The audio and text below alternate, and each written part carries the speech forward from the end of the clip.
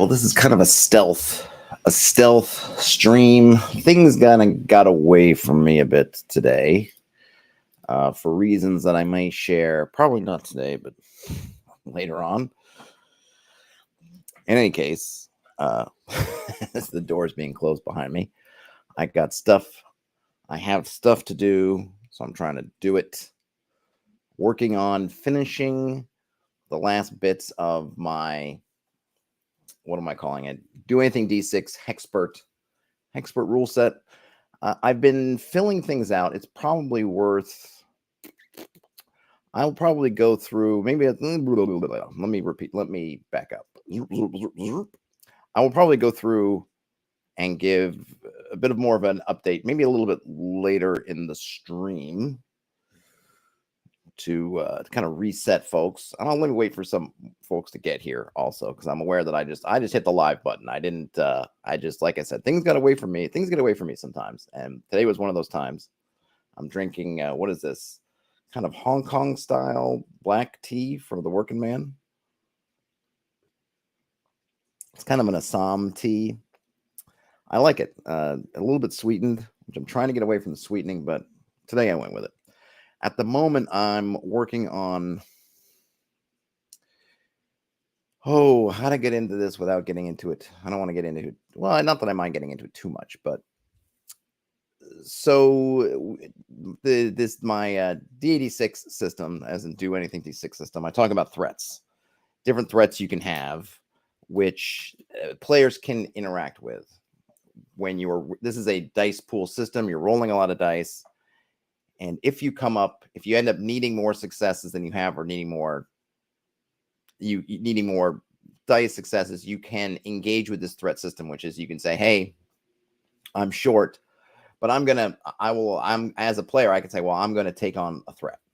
And a threat could be anything. Could be a creature, could be literally an enemy of the party, could be an environmental situation.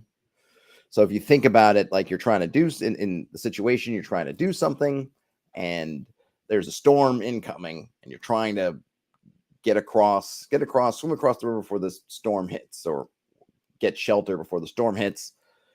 You can, in essence, kind of push your luck by saying, okay, I'm going to do this to get a success. And in so doing so, I acknowledge, or I am as the player basically saying, and the weather's going to get worse. The storm's going to come on faster.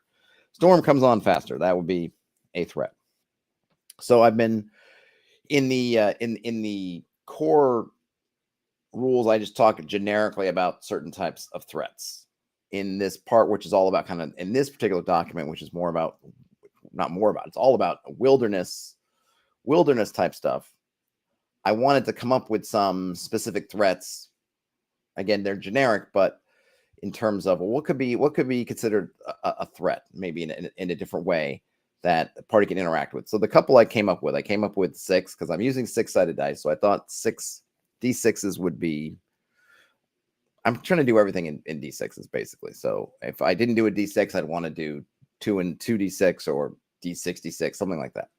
So the threats I have is lost, which is essentially you're getting more and more lost. So if that threat's coming closer, you would consider it, in essence, that you're losing your sense of direction. You're getting more and more sort of lost until finally you're lost. Trapped would be that you might know where you are, so you might not be lost, but you can't leave. And it could be something, and these are all very generic. They're not meant to be literal. So trapped could be that literally you are trapped. You've got your leg caught in a snare and you're hanging upside down from a tree. Or it could be that some owl bears, you went into a cave to take a rest or go pee or something, and then suddenly there's something dangerous outside the cave and you can't get out. Or there was a rock slide trapped you in the cave. In any case, wherever you are, you can't leave. That's lost. Or that's trapped, rather. Hunted is some threat is stalking you. It's like it's literally coming for you. So there may be a threat out there. So imagine if the party is moving through the woods and they know that there's a band of orcs who are chasing them. That's a threat. Now, one of the party members, as a party member, you say, hey, okay, I'm going to go. I want to scout out down there. Great. If you end up getting hunted, then perhaps that would mean that the orcs have picked up your trail, or some part of the orcs now like, oh, they're on you, and now they're coming after you. Or it could be that a new threat emerges. Oh, now there's a pack of wolves that have picked up your scent, or an owl bear, or a dragon, or whatever it is. But it's coming after you. Whatever threats that were out there against the party, either they're now focusing their attention on this particular character, or some new threat emerges that is coming after the character in a creature kind of sense. It has to be something with some sort of intelligence that's hunting you. Exhausted as a threat is pretty much what it sounds like. You've gotten fatigued to the point where you can no longer function at your full optimal level. You're tired. And then sickened is the last one. And remember, because these are very generic on a meta level, sickened could mean that you got literally picked up could be some sort of, it's not up to me, right? A disease could be you got bitten by a tick and you're reacting to that. It could be whatever else. Could be a virus, a viral infection, anything. These rules are just in general. This is what's happening, and then you would take this result of, oh, they've gotten sick, and then you can think about what works best in the context and do it up from there. So I was writing up in terms of this table here, which you can see is there's Jeopardy, which is what I use in the core rules to talk about basically how serious a threat is, from innocuous at one hand to lethal on the other hand. And now I'm translating that to what that means if you roll up that kind of threat and you want to use sickened. Well, what does that mean for whatever disease, whatever ailment? I think ailment's actually a pretty good word. Whatever ailment they've picked up, whether it's a virus, a disease, just a reaction, whatever could be. I mean, they don't need to know. It doesn't have to be clear.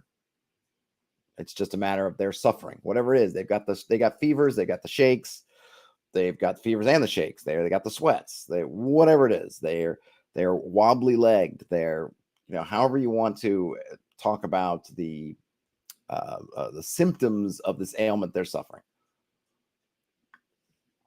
So I've been looking at trying to break it down into very non-specific categories of ailments, and I came up with, I guess you would call it, what would you call it, 6? So we have how severe is the ailment, and so right now I'm thinking I have the minor, major, and severe, and then the other part is, well, is it kind of getting better, staying the same, or getting worse? If it's receding, it's a momentary thing, it's getting better. If you can just hang out a little bit, or even just you can fight through it, it'll get better, and you won't be suffering anymore. If it's stable, then it's not getting better, it's not getting worse. It's in terms of when I talk about threats and the other rules, that would be a passive one. Until someone escalates a threat, your ailment's going to stay the same. You're not going to get more feverish, but you're also not going to get less feverish. It's just going to kind of sit there. If you buy off a threat, you can sort of buy down that particular threat. Well, you can always buy down a threat, but if it's worsening, then it's acting as an aggressive threat. If you look at the other rules, which is that it's not just when you do something to escalate a threat, it's going to escalate on its own. And then I'm thinking for severe. So that's where it's either receding, stable, or worsening. Then the sort of levels of how bad they are, I have minor, major, and severe. If you look here on the table, the best result you want is a minor ailment that's receding, right? It's small, and then it's going away. The second one is it's small, it's not going away, but it's not getting worse. And then it goes to, well, it's minor, so it's still kind of small, but it might get worse.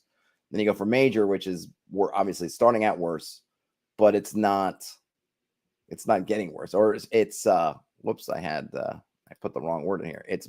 Oh no, that's right. Sorry, I was looking at the wrong thing. So when you get to the major level, it's either stable, which case it's staying the same, but it's not receding. It's bad enough that you kind of need to actively do something to make it recede, or it's worsening. And then the last level is severe, which is that you're pretty much debilitated, and this could be lethal. This could be whatever you've got. It could kill, as the guy would say from Forged in Fire. And I'm just kind of writing. I'm just trying to write these up. And I think I want to say the other thing I was thinking of doing is I wanted to give some example tasks, because this is all about tasks. This whole system is all about taking tasks people are talking about in the fiction and then coming up with a generic set of mechanics that you can throw on top of basically any system you're playing to run those mechanics. And the idea being that maybe the system you're playing doesn't have mechanics for that. Like I think of BX, which is one of my favorites, or OD&D. They don't have a lot of rules around them for any of this stuff. I don't think you can look in BX, and I don't think there's any rules for foraging or hunting or doing anything. You're just kind of supposed to do just supposed to kind of house rule it or do an ad hoc ruling. Hey, Frederick, or do whatever, right? There's no set procedure. So kind of my whole original purpose for this is to give some procedures that you could then layer on top of something like BX. And you pretty much play BX the way it is. And when it comes to doing these kind of tasks, you could use this. You could just use this system, and then it would play nicely with BX, or pretty much anything else. Or you might, maybe there's a system you like that you love everything it does, but you don't like the way it handles task resolution. Then you could drop this instead. So I was thinking about, well, I could give some examples of, not really examples isn't the right word, some specific guidelines. Specific guidelines. Is that in the book, Frederick, or are you just saying that's how you do it? I don't remember there being in the book, but I could have missed it in terms of foraging. Even if there is a specific rule for foraging, there's a lot of stuff for which there is no, even if they gave you an X and 6, there is no, there's not an extensive kind of thing. I mean, the nice thing with BX, right, from a rules perspective, I guess it's nice, it depends how you think about it, is they give you this, the spiel you get at, I think it's in the back of the, I'm not sure if it's in the back of the basic box or the expert box, is they really just say, hey, look, use whatever dice you feels good. If you want to roll under attribute, that'll work great. If you want to do X and 6, that'll also work great. If you want to use percentile, that'll also use great. They kind of give you all the different things. And then you can choose what you want to use. But I think for a lot of folks, that ends up being not helpful. Maybe. Hey, Terrence. Terrence is BX with a schmear. Always a schmear.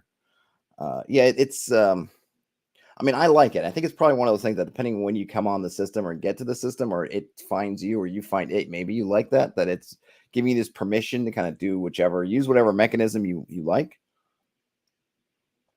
But I feel like the more modern approach, for good or bad, is kind of create a kind of set mechanic. And so what I'm doing here is I'm creating that set mechanic.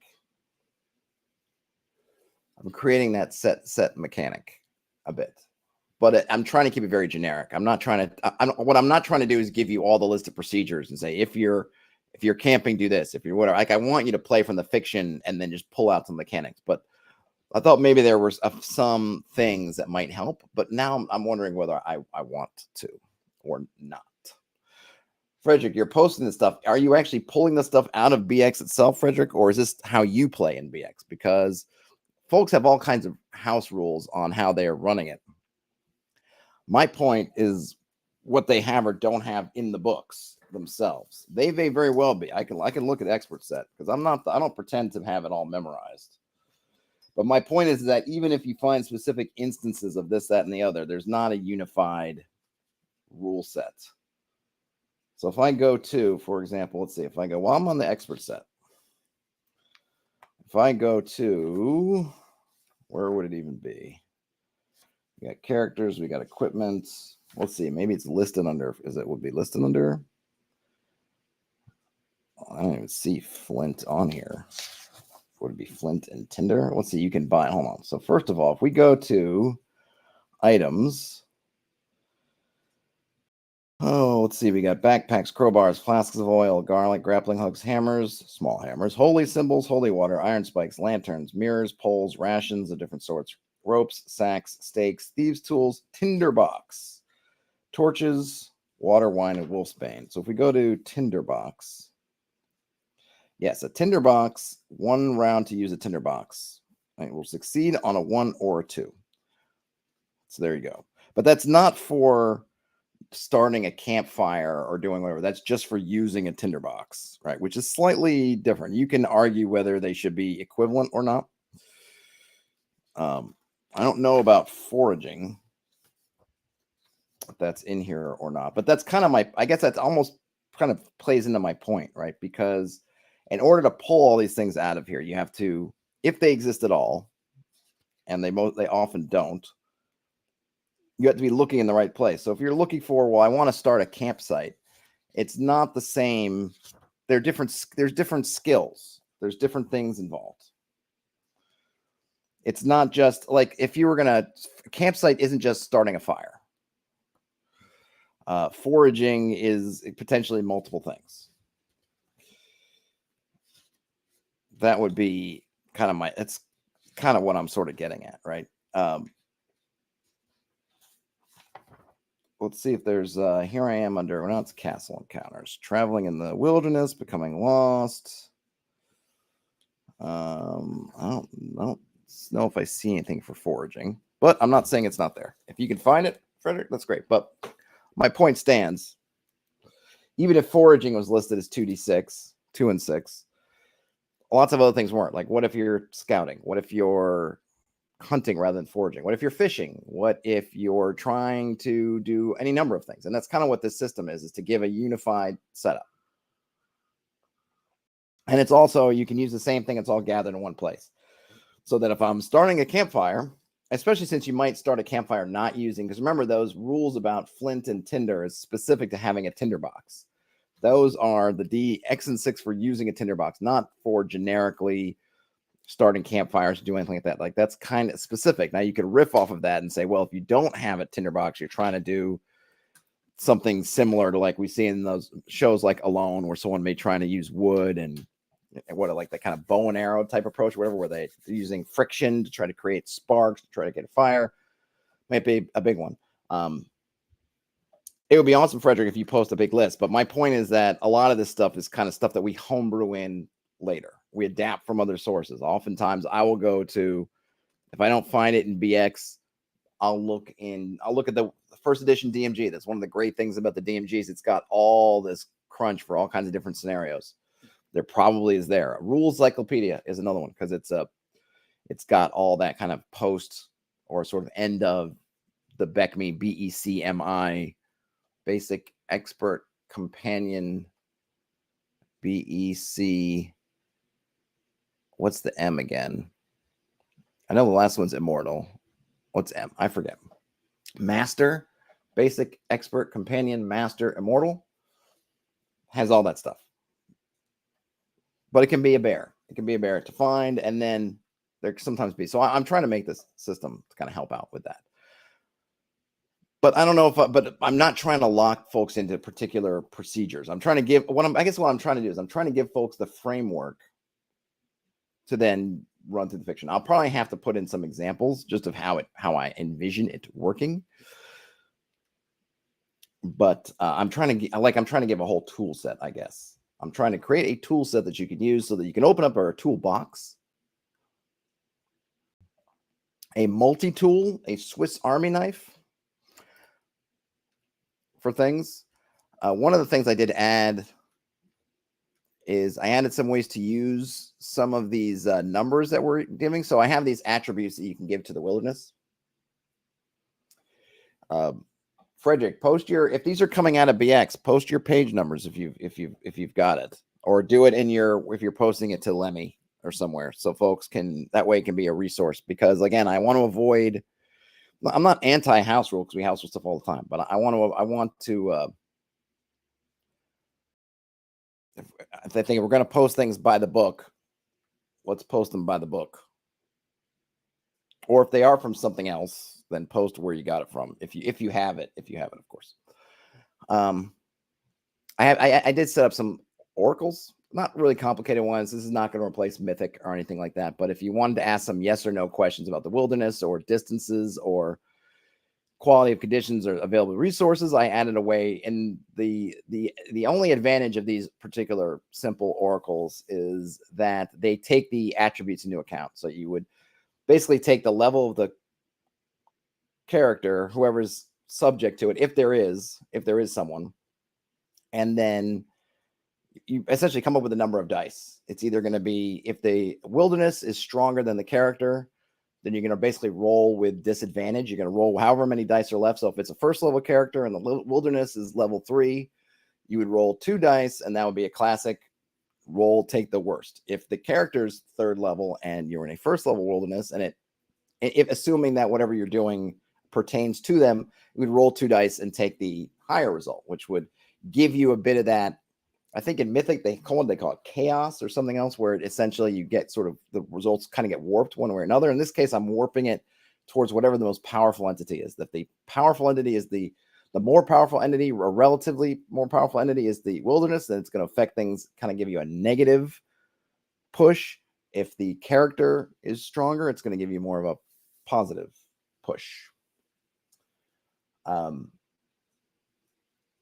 Hey, Bonk says they're happy to hear me describing this as a tool set rather than a bundle of procedures. Doing something similar with faction mechanics right now, hard to do and explain. Yeah, it is. It is hard. That's kind of part of why I like streaming these, is because it forces me to talk through them a bit. I could just sit there and work on it and kind of be in silence. Well, that wouldn't be much fun to watch, but doing it on stream, and I'm not just saying if you don't stream stuff, I wouldn't say take up streaming just to do this, but it is one advantage of streaming, is that it does force me to try to talk through it, which actually helps a lot. Even if sometimes in the streams, I don't end up getting a bunch done in terms of, oh, look, I did 8 pages of work. But the talking through things and having to explain it, and reading and hearing, or reading feedback, it actually helps a lot. And so maybe I would say if you can get some folks that you can, obviously it's great to bounce ideas off of, or just sit down and say, okay, let me run you through this system. It's is good. It's says critical. Hey, Ian. So the thing is that I'm trying to figure out, I'm not sure if I'm going to do the procedures. Maybe I'll just have it in as an example, because I want folks to really take these and do them. I don't want people to, because my idea is that you're going from the fiction in these mechanics and back to the fiction, and not, oh, you're hunting. Like, I'd rather you think it through and say, okay, you're hunting. And the idea behind this whole tool set is that you will be using whatever the fictional guidelines are that you've set up, that whatever it's going on, that the context, I guess, is really what I mean. And then you can come up with roles. So that'll, if you kind of follow the system, you'll kind of get to the same place each time, that I don't need to give you a step 1, step 2 for every single type of thing. You're hunting. Okay, what would be the things that affect hunting? It would be, how active is this wilderness? And activity is that sense of kind of how much populations there you might interact with. So activity, that's going to help with that, right? Okay, boom. And then whatever skill level they have, boom. And then what are the mitigating factors in the wilderness itself? Oh, it's a swamp, and it's foggy, and whatever. Okay, those, boom, boom, boom. And then you could pretty much, I feel like you could do that. And I don't have to give you a particular hunting one, that once you've sort of got the system figured out, you do it once and then you do it again, it'll be about the same, because it's the same variables each time, if that makes sense. But I'll probably have to do an example. But what I'm trying to do here is I want to just give, I guess these threats are sort of examples, and I'll go through them again. I think I went through them. Nobody was here yet. But so basically in the generic rules, I talk about threats, which is essentially, if you can think about it, could be something environmental, could be a creature, could be like a wandering creature, could be specifically an enemy, could be the big bad evil guy, could be something horrible is coming towards you. And what you can do is, when you're trying to get successes and you're short, or dice and you're short, you can essentially invoke, as a player, you can invoke, say, hey, we really need to get across here. I'm going to go ahead and have that threat encroach even further. I'm going to escalate that threat. Whatever we're doing, we got to get through the door. The door's locked. I know there are people looking for us in the castle. I'm going to bang the door down, or I can try to open the door. It's not working. Okay, we're in essence saying, well, we try to get the door open. It doesn't work. What can we do? We can force the door open by buying that success, and in doing so, we're going to alert people that we're here. So we're going to kind of escalate that threat of people in the castle are chasing us. so we can get the door open, kind of thing. It's kind of a way of failing forward, but it's player driven. It's player driven. So those are threats. And in the sort of the core rules, I just talk about generic threats. I'm trying to come up with some specific threats to the wilderness outside of creatures and such. And so I came up with lost. You get lost, you're trapped, you're hunted, you're exhausted, or you're sick. Let's see. Oh, Bonk has a random example. It says, but it's sort of the difference between following Aaron's procedures verbatim, internally consistent, very opinionated, and using them as directional inspiration. I don't want to pull players out of the narrow. I just want a little platform for players to make decisions on before diving back into play. Yeah, that's sort of what I'm trying to get to too. Is I want to give something that's driven by the fiction, where the fiction translates easily to the mechanics so that you'll understand it, and then back into the fiction. Right. So in the sense of going back to the stuck door, let's say, okay, the party's at a stuck door. They know they have an active threat. There are people chasing them in the castle. They know the people are kind of not right on their tails. They can't get through the stuck door. They rolled whatever it is, and they're like, we're close, but no cigar. And so then as a player, you could say, well, let's push that success to get the door down. And in exchange, we're going to escalate that threat, meaning that the people who are chasing them in the castle will either get stronger or they'll get closer or both. But in exchange, the door is open. But I'm letting them choose it. The idea is that me as the GM, I'm not choosing that. I'm not choosing, well, here's how you're going to fail forward. I'm saying to the players, you can decide. Maybe you decide you don't want to fail forward at all, and you're going to take the extra 10 minutes or whatever it is and do something else. Or you can do this instead. And I've added some other ones actually since then. I've added something like you can use equipment, but I mean sacrifice equipment. So you could, you have a crowbar. You used it as a tool, but came up short. You could say, you know what, I'm going to lose the crowbar, try to get the door open. That might work.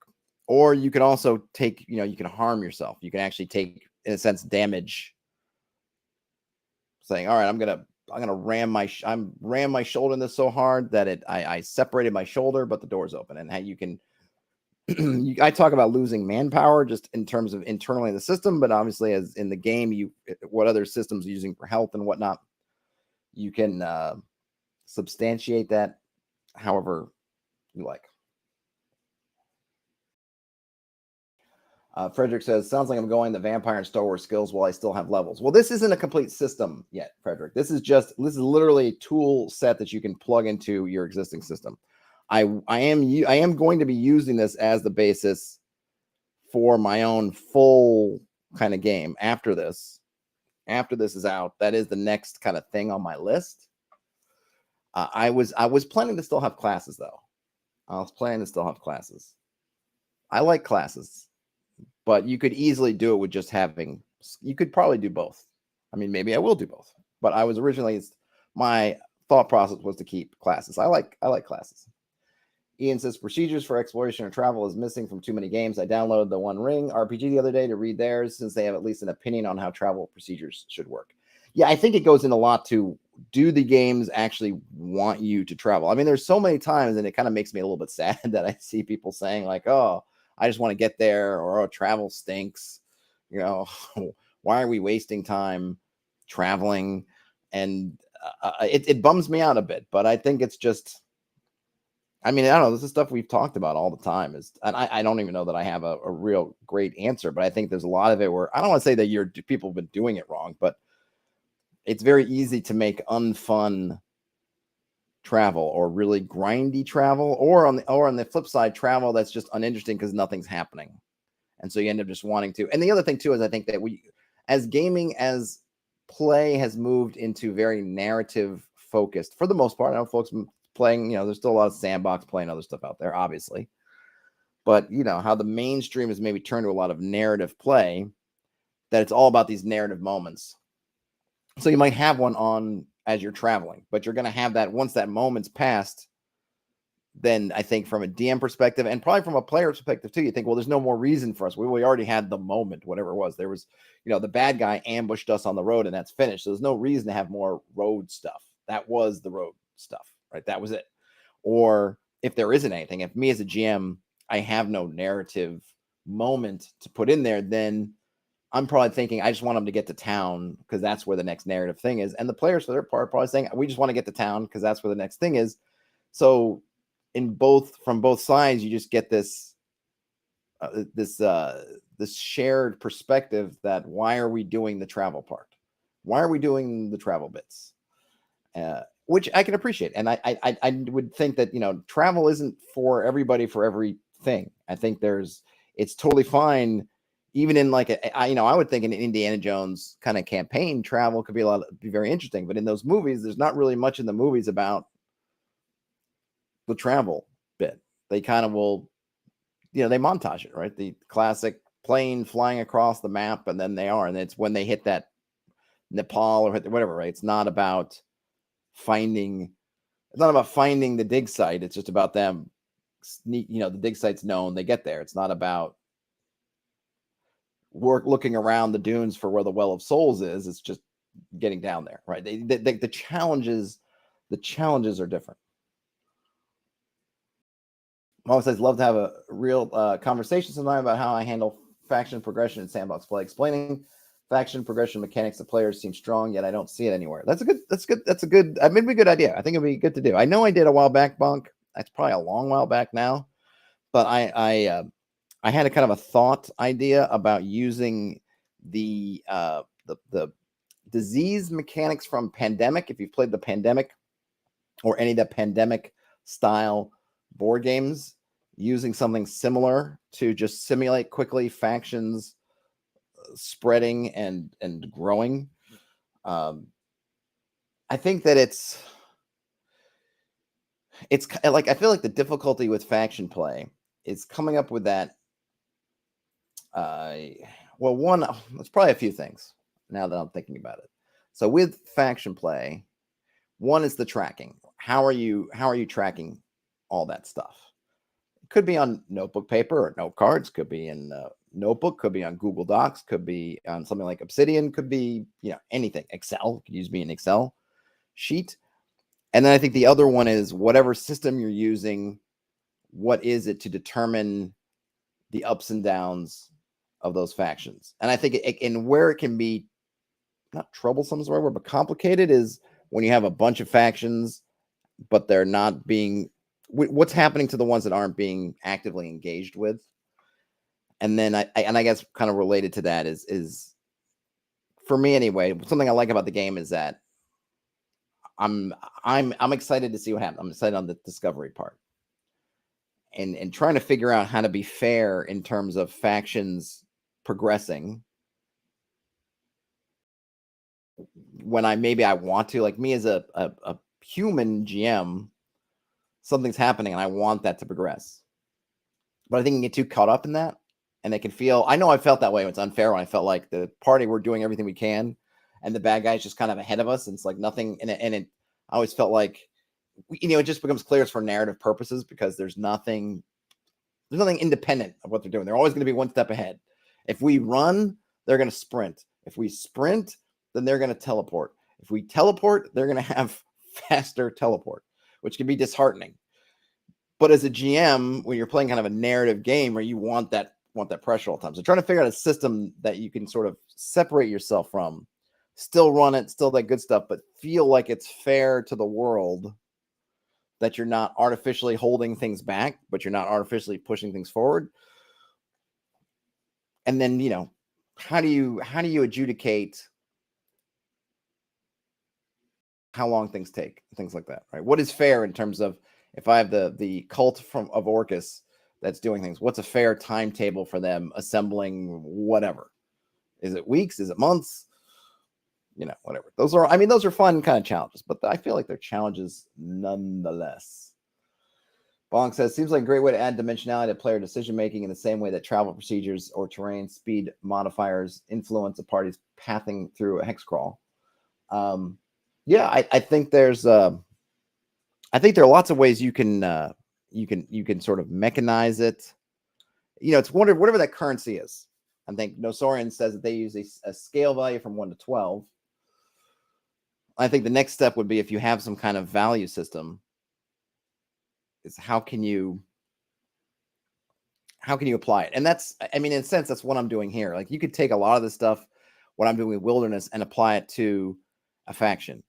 You come up with some attributes that define different aspects of that faction, and then you come up with some mechanics that you're able to feed those aspects into, and come up and then start coming up with results. Maybe that'll be the next thing I'll do, actually, because I feel like it would actually suit it. It would suit it pretty well.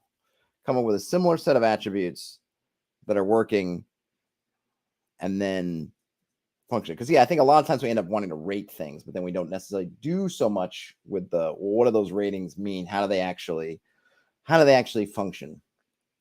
Nosorian says the most experience I have in faction mechanics is in SWSE. Was that Star Wars? Is that Star Wars? What's SE? I'm futzing out on my acronym.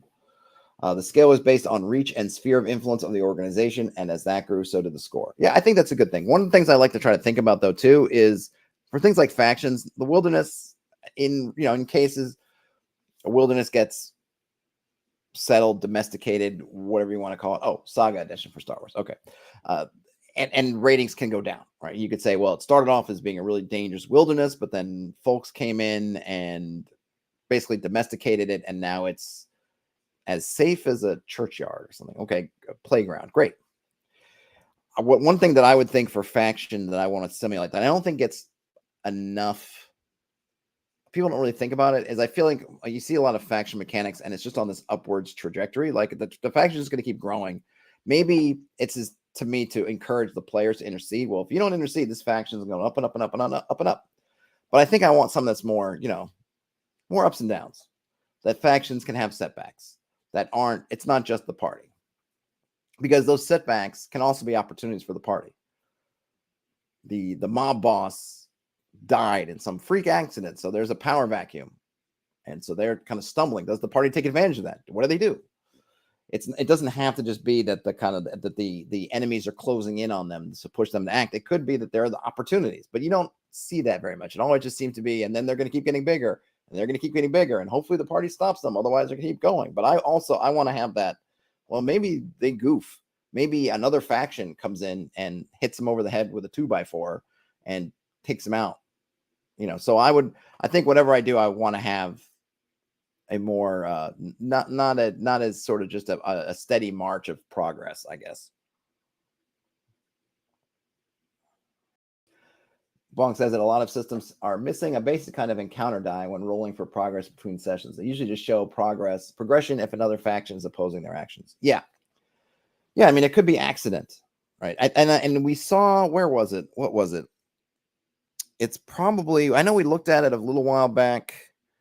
Someone took the Oriental Adventures random events, which they have a really kind of cool system. Though maybe I'm trying to see if I have my Oriental Adventures book down here, but I don't think I do. I think I put it back. Oh, wait a minute. Did I? Hold on. Oh, actually, I might actually have it. I have some. I have some books beneath my desk, literally between my feet, as in DMG, as in Middle Ages and Everyday Life.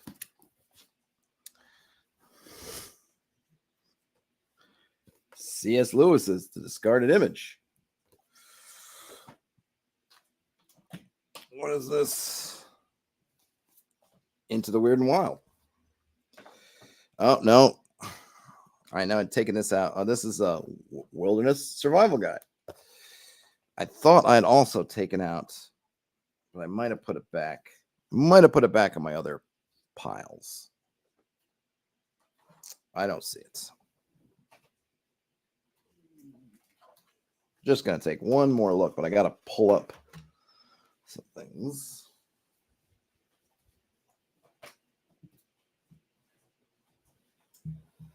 It looks like not.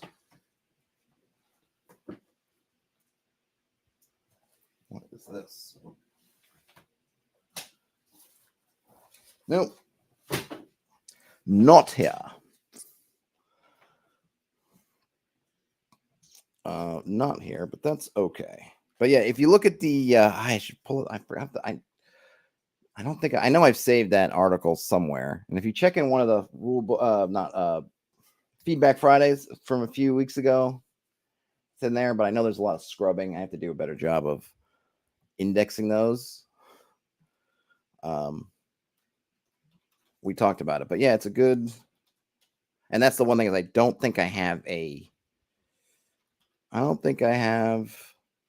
digital copy to pull up. But I think adding some kind of, if we were going to have some kind of between session events type thing, I would want to have, and this is where it can also get unwieldy too, right? It's because you want to have events for your world. You want to have events for factions. You want to maybe, and since the number of factions is variable, you probably want to subtable it. So you might say roll for a world event, have some basic events. I mean, let me just you know what? I'll just hold on a minute. Let's just make a new. Let's workshop this. Let's workshop this a little bit. Why not? Why the heck not? What are we looking at? World events. So we're talking. So here's one thing. Here's one thing too. So this is one spot when having a system, and I mentioned in my last video that I did that you may have heard, folks. It seems to be, I don't know, all the rage is the wrong word, but the whole idea of kind of one-to-one time between sessions is having some kind of time skip, even if it's just a day, gives you a chance to push the world forward. Because one thing that can happen, it certainly happens in my game, is you can have multiple sessions occurring just within the span of a few hours, just depending on what you're doing. You can have multiple sessions in one day. If you imagine that the party wakes up in the morning, they start to do stuff. Maybe they're on their way back to town. They have a couple of encounters. Some other things happen. They do stuff in town. Then that's the end of session A. Session B, they're still in town. Now there's a gala where they're going to present, or some kind of a ceremony or dinner party or festival or whatever in the afternoon or evening, in which they're going to present whatever to whomever, deliver some news, schmooze, wheel and deal, and that's a whole other session. Maybe some shenanigans happen. It wouldn't be, I don't think it would be right to roll on events twice because we had two sessions, because it's just a day. It's 18 hours of time, and maybe you'd say 9 hours in session A, 9 hours in session B. That's too many times. So I would probably want to say that, once a day, but really would you want it once a week? You probably want to figure out what the cadence is for. You don't want it to be too often.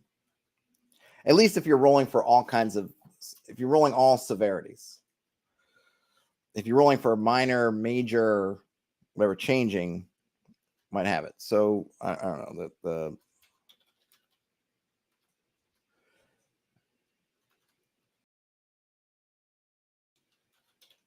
so I'm just adding some daily, and I don't know that these are. I'm literally just workshopping this out with you guys. So we'll say we roll a d6.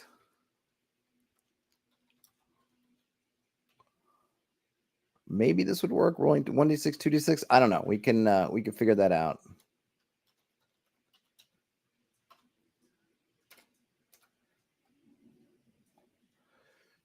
So now we'd have, let's see, that's the cadence. Bong says it could be as simple as factions having goals requiring completion of milestone objectives, as well as resources that increase d6 progression plus 1 is relevant. Toss an encounter table in there for fun.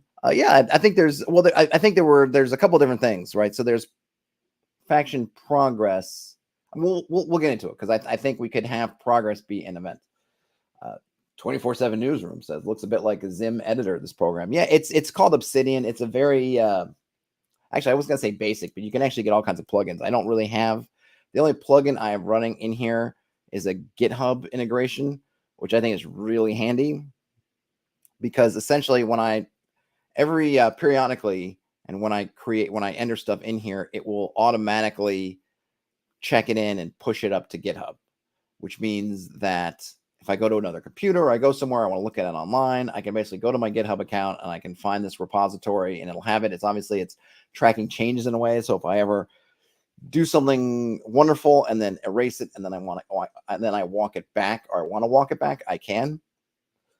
And I found this a lot easier, more consistent with the kind of change tracking that I wanted than what I was using previously, which was basically throwing things to iCloud or OneDrive or Dropbox kind of thing.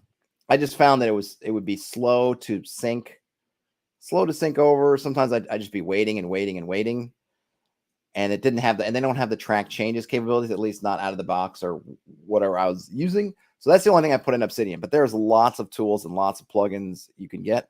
The other tool I've been messing around with is, and I probably would have used it if I'd known I was doing this from the start, but it's called LogSeek, which is similar to, these are all using Markdown. So Obsidian's using Markdown.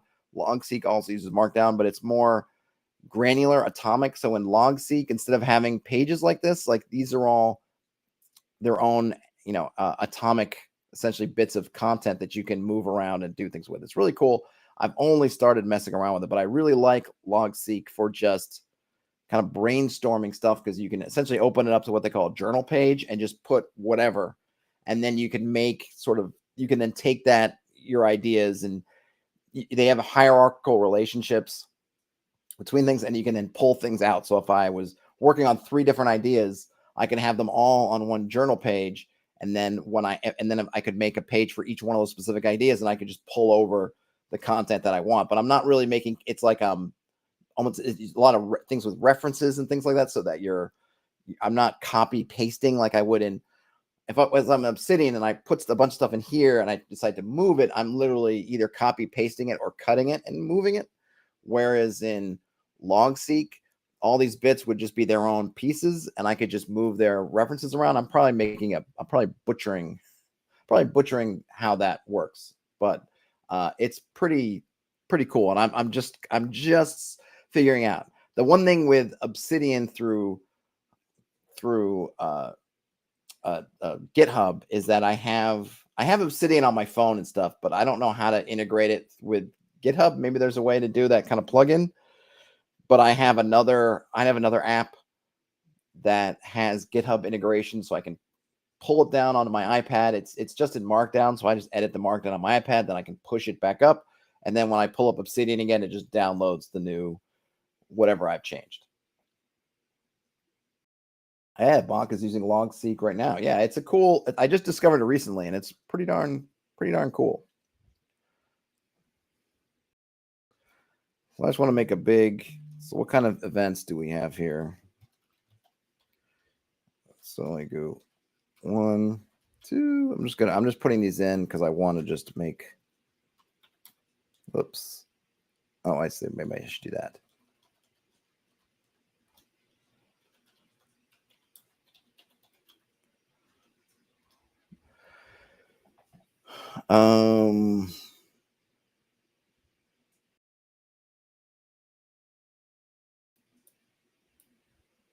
I'm just going to put in some placeholders. Otherwise, I'll just keep. So the ones are happening daily. Local birth, local death, local weather event. What else was there? Local event. Local, I don't know. I mean, I know kind of political and military is maybe the same. But anyway, we don't need to take these as written. So then so these are all kind of local.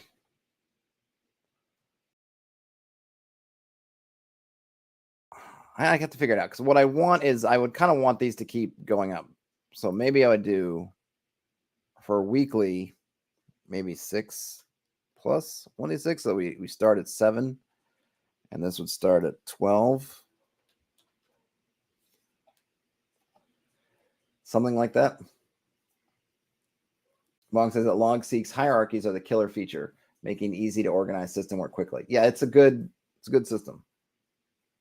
And he also likes Git. Yeah, Git is king when it comes to history tracking. Yes, history. Yeah, being able to. I think that was a big thing. Like I would find, having an organized way to track changes and just like Bonk says, your history, and then being able to roll back.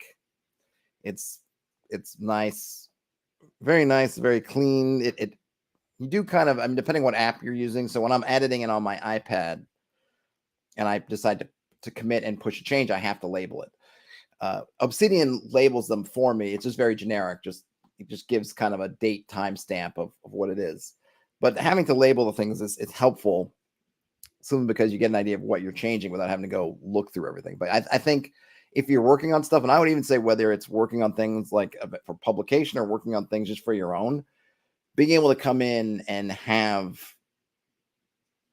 a sort of a source of truth for your document that is trackable, where you can look back into history, that you can look back and see your changes, is really nice. Super nice, super nice. So if we were to come up with some kind of world events, I would say for daily stuff, localized stuff, right? Okay, in town, is there a festival going on? Maybe that could even be a probably don't have daily festivals, but births, deaths, probably even make those life events. I know I was working on this for something else. Anyway, so maybe you might have faction progress, something like that, as one, right? And so then I'm just gonna, I'm kind of just mocking this stuff up right now. So then we have faction progress, maybe on a roll 1d6.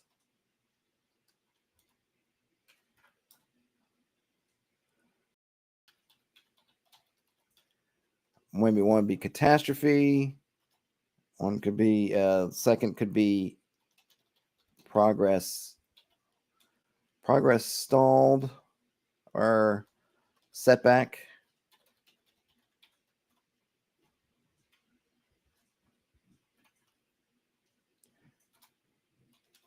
Progress stalled.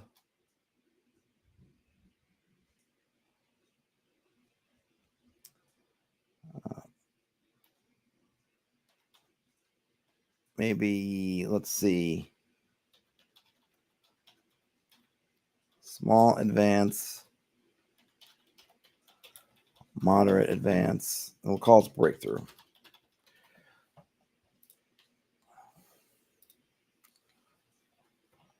Something like that. Hey, 24/7 Newsroom. Well, thanks for hanging out.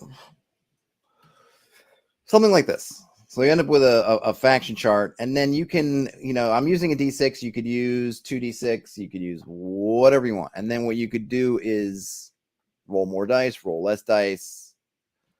I like basically in my kind of system, I would have you more roll dice, and then do sort of advantage disadvantage type thing on top of it. So maybe you would say, if you're at a level 3 faction, maybe you'd roll 3 dice and take the best one. So you're getting your more in here, but there's still a chance you could get these. So on and so forth. Let's see. Bonk says, unsure if I'm envisioning factions a small list of in-fiction resources that bolster their progress. Maybe an entry could relate to a resource becoming damaged. I would just put that as setback. I think there's a certain... So this is where I like... So those kinds of things, Bonk, if I'm understanding you correctly, is where I would lean on kind of oracular type stuff. Because you could make a master list. I could make a D66 or a D100 or a D666 of a ton of entries with all kinds of minutiae, and this is happening, that's happening. I find them less... I don't find them super... I mean, just me, the way I play, I don't find them super useful. I would rather have maybe some kind of oracle thing, which you can roll on and say, essentially, resource damage, whatever, right? So you could have, and I don't know if you're familiar with the kind of oracular systems, but we could kind of break it down something like this, right? So we have a roll, and we might have, we'll call it, I'll just make a small one just to keep it simple. Rolling a d6. And this will, if you're not familiar with Markdown, this will turn into a table eventually.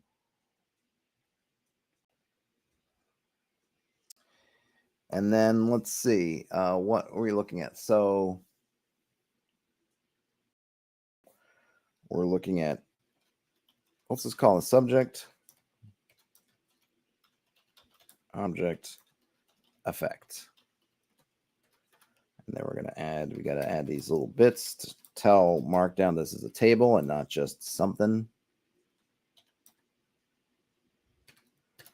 So we're going to have one.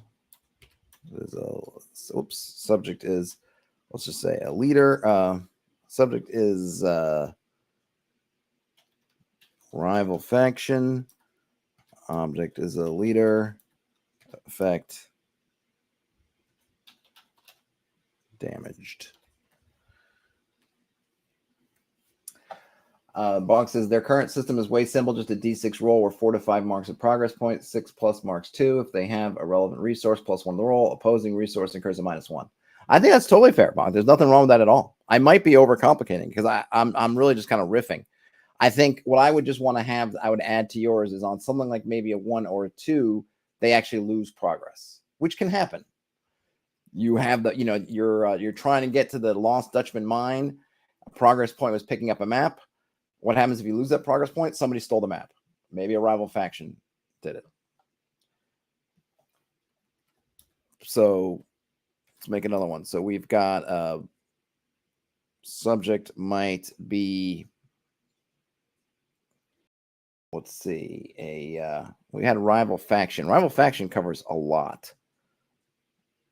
So the subject is what's doing it, right? The object is who's it being done to, and what the effect of it is. Wow, natural disaster, resource,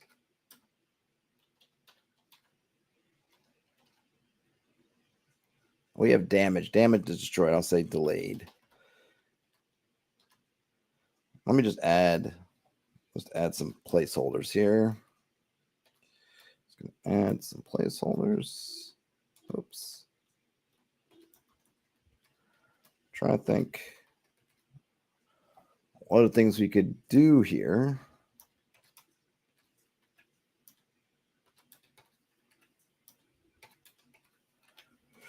More placeholders. Okay.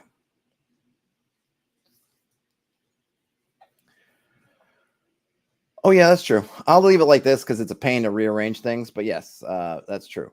Rival faction, damaged leader. Well, actually, maybe I could do it.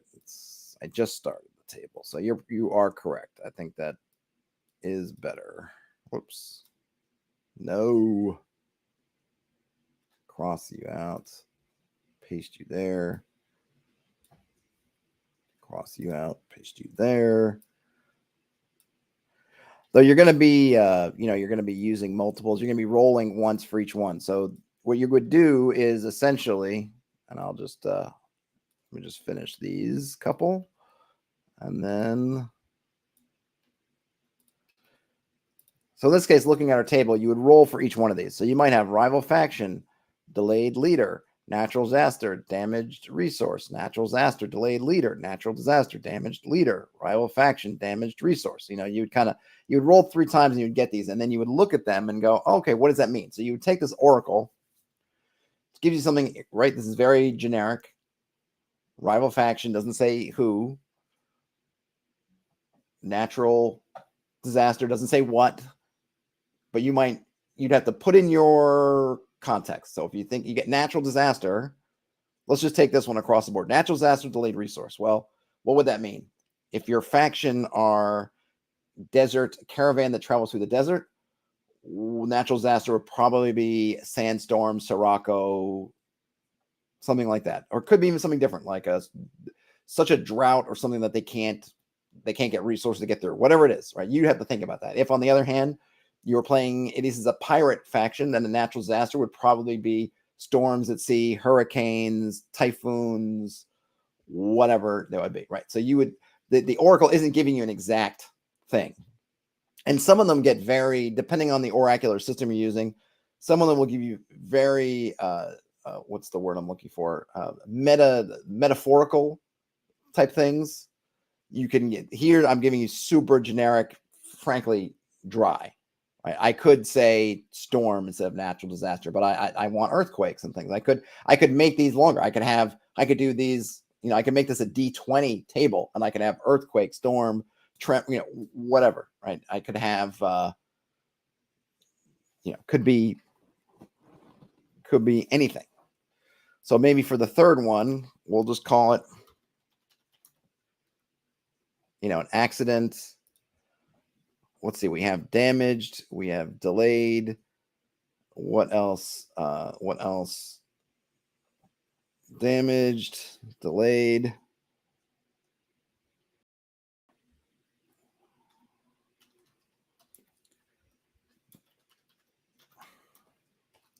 There we go. So there's one. Accident, broke, device. And we can have some, and we might want to have some. I mean, this one looks like I think we're doing all kind of progress, right? So we might have one of these. You could maybe even, instead of having this kind of table, this could be the whole thing. You could have this, just make it longer and have good things and bad things. But we totally another way to do it. Bonk is seeing interlinked hex flower systems. Yes, you could do it in a hex flower. The one thing with a hex flower, I don't have anything. They're very visual, which I appreciate, but I don't have a great system for.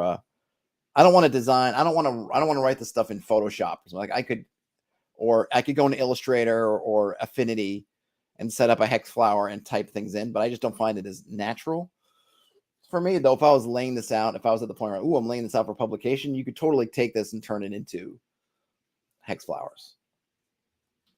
It is a lot to keep in the brain.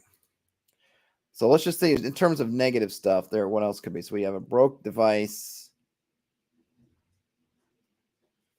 We could have divine event, cursed. Let's see. Divine event, cursed.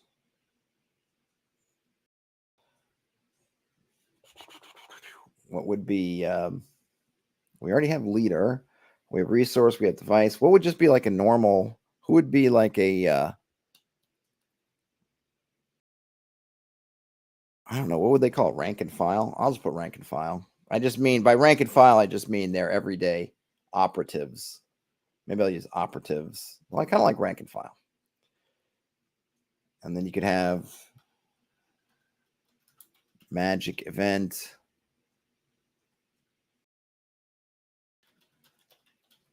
Transformed.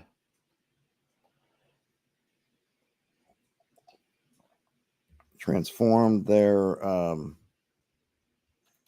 location. Is there a third one? Or not a third one, sixth one. So we got rival factions, natural disaster, and rival factions. Umbrella for other literal factions. Also, I would put in terms of this would also be government or other, whatever law and order or underworld. So you're the king of the kingdom or the dukedom or the queendom or whatever would be a rival faction. Natural disaster. Oh, I guess we have maybe something like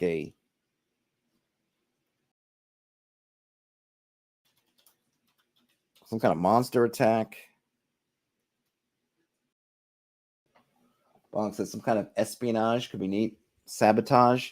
Well, I think that would just be, so remember, Bonk, rival faction, let's just take the first one, right? So rival faction damaged leader could easily be through sabotage. Remember, this is all super abstract. So I'm not, when we say all these different effects, they could totally be sabotage. A lot of these. Rival faction for sure would be, any of those could do it. So we're taking, you would roll on this table, and if sabotage, if spying and sabotage totally fit the context, then you could use that. Now, like I said, we could take this table and expand it.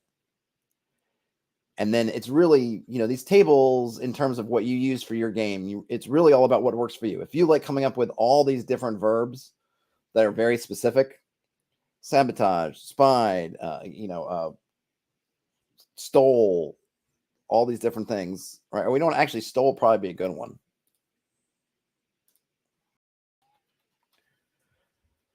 For that, then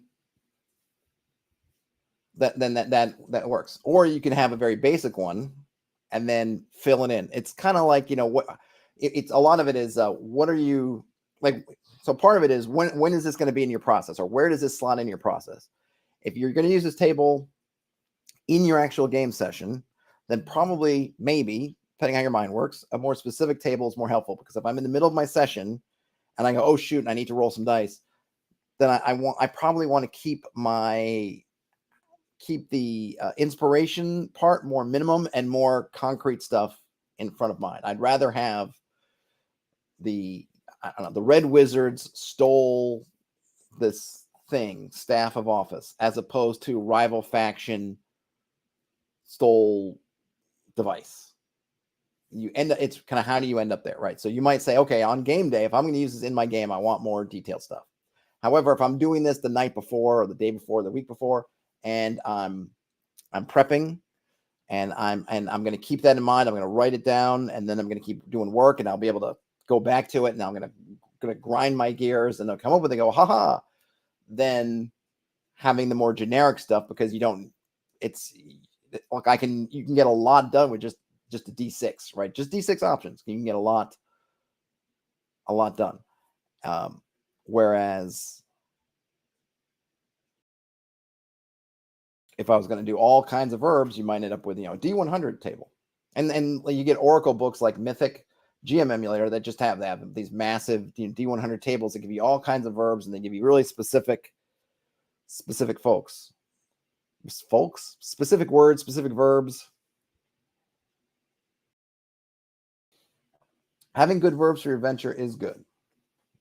It is. But when, and how you come up with those verbs is kind of up to how you are in your prepping. Long says they're experiencing the growing pains of being someone who wants to design games but hasn't run many sessions. I mean, there's nothing wrong with that. We all came from backgrounds where we were maybe not designing whole games, but certainly not. I mean, look at it this way: the first time D&D, whatever version of D&D you want, showed up in some town, school, neighborhood, somebody had to GM that thing. Can't all be players. I mean, and now I feel like people get, there's so much information around, but there's certainly historically, and probably still now, that 5 kids end up in a room and someone's got the box, whatever version of it, and someone's got to run the game. And maybe you have an adventure, maybe you don't, but you want to play, so you got to come up with something, so you do. And that's kind of how it was. And then back in the day, you didn't have a lot of resources either. You didn't have just go to YouTube and watch a bunch of how to plays and figure it out. And I mean, those are great. I'm not trying to deny it, but there was a certain point where it's just like, you know what, someone had to be the first GM. Someone had to be the first person to just make some stuff up so that everybody could play. So I don't think that it's being a veteran is some kind of prerequisite for creating games or running games. I might say if you're serious about making your own system, I think it's probably incumbent to get knowledgeable about system. Just like if someone's telling me they're going to write a cookbook, they should probably get some time in the kitchen on their way to writing the cookbook. Right? I don't think that's. I'm not trying to be snobby. I just think if you're gonna write a whole game, having some experience is good. And I would say certainly, Bonk, if you're someone that's has read a lot of rules but hasn't played a lot, I definitely would recommend, even if it's online. I don't know, even if like it's a bad thing. Online, in person, by post, play by whatever, play by Discord, whatever. Play some of these systems that you've read, because I've often found, and I always try to put disclaimers on when I'm reading stuff myself, is that things can read really well and then not play very well, and things can read poorly but then play well. And it's hard to know the difference if you're just reading them and you haven't played them. It just is. I think one of the big examples I can point to from myself, Fairly recently, was playing Mork Borge for the first time at PAX East. Now I like Mork Borge, but I was not. I was always I was what's the word I'm looking for? I was wary of all of the player facing stuff. Like, okay, you're gonna roll defense, right? As a player, you're gonna roll defense instead of the monsters going to hit. I'm just so used to monsters rolling to hit. I don't know. But part of me was like, I don't know. Do I like that? Do I not like it? Like, I'm not sure I like it. And it just it does not that it reads poorly, but in reading it, whatever my preconceived notions are play on that, and I see it kind of how I want to see it, or how my emotionally I want to see it, whatever that is. And that becomes different than when I actually sat down and played it, and someone who was running it, and they were obviously this was a community run game. It was run by someone who was really into Mork Borge, and they were very enthusiastic, and they obviously helped you get into it. It was a good experience. And when you got into rolling those checks, it didn't bother me.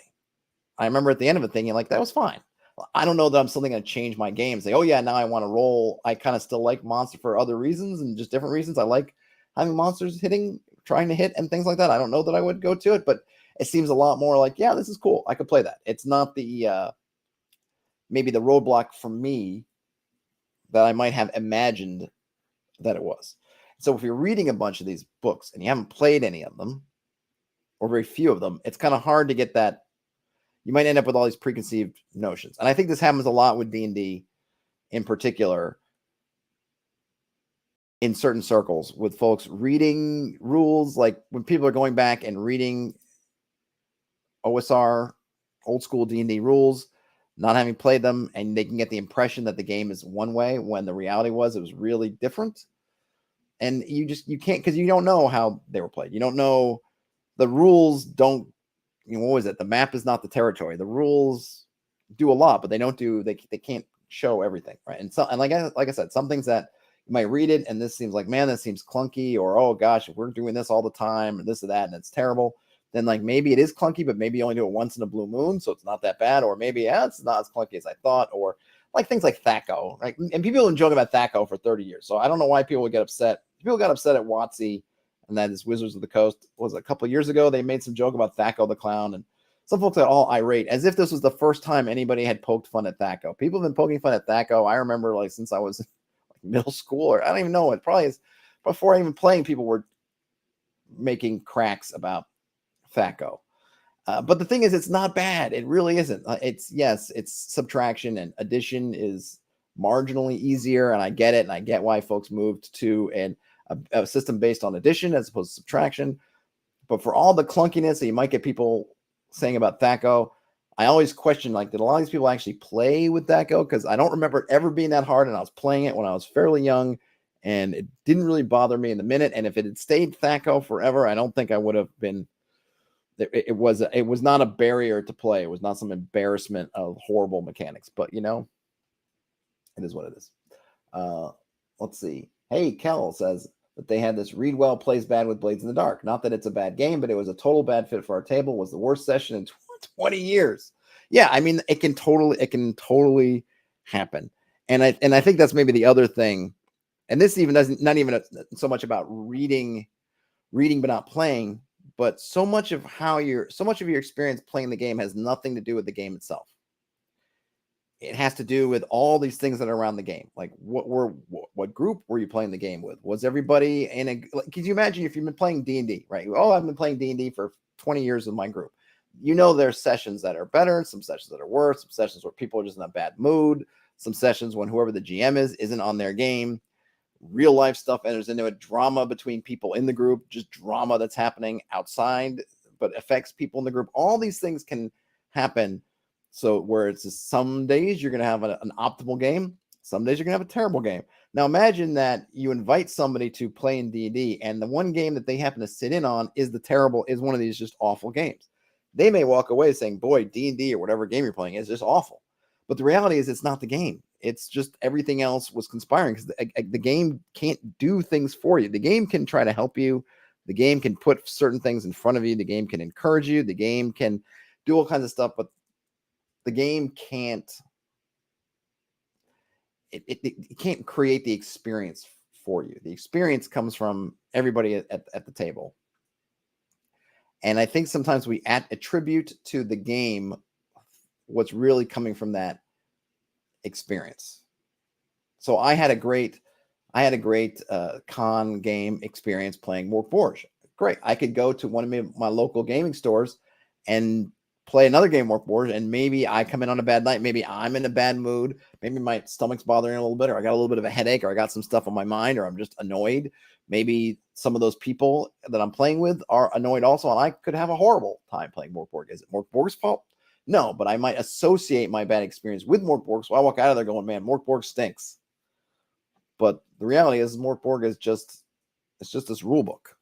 Like, people can have great experiences playing Monopoly. Monopoly can be fun. It's not I don't think it's a great game. It is what it is, and it had its time, but you can have really fun experiences playing Monopoly. I've also literally seen a friendship crash and burn over Monopoly. So, and I'm not alone, because there's all those famous memes of Monopoly destroying friendships, but I was literally there. Whereas I need like a gif of that Elrond. I was there 3,000 years ago. Like, I was there for watching this breaking of a friendship over a game of Monopoly. So, but I don't blame Monopoly. All right. What is this last thing we can fill in here? I'm not sure. Can I put it? Let's see. Let's just pull down here. We've got, it sucked. It did suck, Cal. It really did. It was, I guess I can tell the story. It's been so long ago at this point. So I used to go, when I lived in Texas, I used to go to a bar with some friends, and we went to the same bar.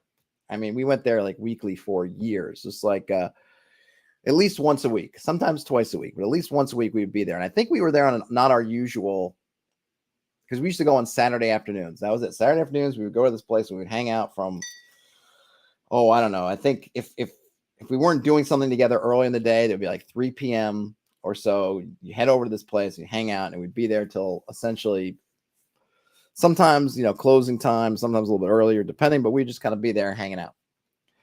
And we, one of these times we might've been there, might've been an off night. We met a guy, and I'm from the Northeast. I'm from New York, and this guy, I don't remember how he got into talking to him, whatever, but he's also from New York. Or I think he's from New York. I think he lived in Connecticut. I don't know, whatever. And he worked, he's down there working, and he was, I think maybe he was looking for company, because he was new to living in Houston, didn't know anybody really yet, and so on and so forth. Then we kind of got to talking with him, and he was really cool, and we started kind of hanging out and doing stuff, and it was fun. And it was just like, just doing just hanging out. Me and my other friend, we gamed. He ran the long-term sci-fi game that I played in. But and this other guy wasn't a gamer. He wasn't part of our gaming crew, but we would just do stuff and hang out, and it was a fun time. We did this for a couple months. We just kind of be hanging out. It might even been longer than a couple months, and it was fun. But his situation was that he was married, and I think he's married, or he might have been engaged. In any case, his partner was still in the Northeast, and she was moving down. And so he'd kind of come ahead of time for his job, doing stuff, and then she was, I guess, settling up affairs, doing whatever. I think she had her own gig and stuff, and then she's coming down. So he met us in this period when he was down here and she was over there. This is fine. So she ended up coming down. She was very nice. And one time, it was around Christmas. No, it was literally like Christmas Eve or something. Christmas Eve, they invite us as kind of a housewarming thing to come hang out at their house. And part of the thing was we're going to play Monopoly. Okay, I don't even know if I'm not even sure if Monopoly was pitched as part of the event, or just like, hey, come for kind of the Christmas Eve sort of housewarming kind of thing. And we're like, great, love to do it. And so we come down, and and part of the thing was playing Monopoly. And now the wife had started a new job, and she'd made a work friend, and this work friend was here playing also. So we're playing Monopoly, and there was this weird, and it's kind of funny because it really the The thing was, like, Monopoly didn't really do anything wrong in this instance. It was Monopoly was the backdrop for all the stuff happening. We're playing Monopoly and we're getting kind of, it's kind of cutthroat and or it's kind of, and but that was all right. But my friend's girlfriend came and kind of joined us later, and this work person of the wife's work person would making these comments, and they weren't even bad comments. They weren't insults. They were actually, I guess, in a way, she was being complimentary, but she was using terms like she was probably kept throwing out like, "Oh, you look so Aryan," and you know, the couple who invite us over are Jewish, and so you're coming to their house, and I don't know what this person thought of what they thought how they were defining Aryan. And my friend's girlfriend was redheaded, but pale. I guess I think of it as red hair, but some people may say strawberry blonde, whatever. That was her kind of look. And me and my friend, when she started throwing out this, kind of looking at each other like, man, this is, not cool, right? I just felt like, you're doing this Christmas Eve thing. It's during, I think it was also, it was one section where we were overlapping with Hanukkah. So it was Hanukkah also. This family's Jewish, and you're complimenting this person, being kind of Aryan, sort of as we're all like bantering around in this Monopoly game. And, we didn't really know what to make of it. And my friend finally was like, because she said it like multiple times, kind of like, what's the deal? Like, why are you, why are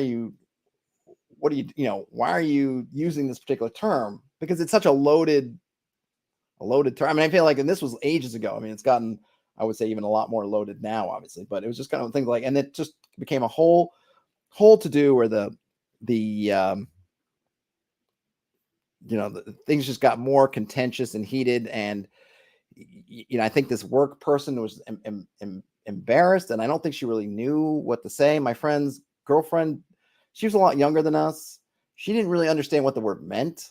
And so she sort of had her own kind of thing. And then just everything just collapsed around this Monopoly game. And then the tragedy, well, there were multiple tragedies, but one of the tragedies was I was winning that game.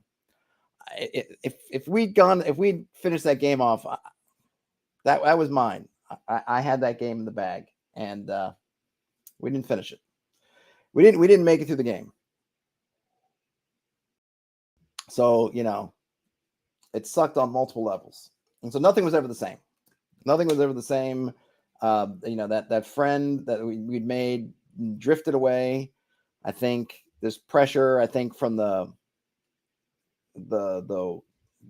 think the wife wanted to, I don't know who this work person was, but I think the wife was kind of feeling like, here's this new person I've met, and like it's just all like blown up. I think my friend kind of got blamed a lot for making it a sort of a thing, and then, but it was a bad deal, and it was all taking place in the backdrop of this Monopoly game. I think that's the last time I've played like a full-on game of Monopoly too. But like I said, I can't really blame Monopoly. It would have happened regardless. We could have been playing Tiddlywinks, and it probably would have happened anyway. But I do think there's something with your folks as being. I think you're aggressive. I think Monopoly and maybe games like Monopoly do kind of amp up people's aggressiveness about it, about things, about life. And I was robbed, I tell you. That was my game. That was my game. I had it in the bag. All right, well, I need one more object. So we've got leader, resource device, rank and file for ordinary people, location. What else could be there? Device, we've got resource, we've got. Is there anything else? Is there something I'm missing? What else? What could be kind of risked, or what's something that a faction has that could be taking away or damaged? They have leaders, they have resources, they have stuff, they've got rank and file in terms of just infantry, or I don't want to use military words, but I guess rank and file is military also. I'm thinking like I don't know. They're just generic soldiery. I guess I keep wanting to not use a military word, and I keep using military words. They have locations. I guess, well, oh, there's information. Secrets. Secrets. Okay, there we go. So I got this nice little table, and we can hit that up and go bang, bang, bang, bang. Now I could make this I could have ones for obviously, so we're rolling a d6 here. These are all about degrees. So what's happened? A catastrophe? What's a catastrophe? We'd roll on this die. Obviously, if we get catastrophe and we roll on here, then because it's the worst possible result, it's obviously going to be the worst possible version of that. So if rival faction damaged leader is a catastrophe, then maybe a leader was killed, because that's what is the worst kind of damage you could do. That's it. If it's progress stalled and we get natural disaster, broke device, then it's probably not a one. This is a unique device that without this device, they can do nothing. No, it's probably something that, okay, they got to go back to the device shop, get another one, or maybe it will delay them a bit, but it's not going to do that. Now, we could probably make one of these. I'm just going to, let's,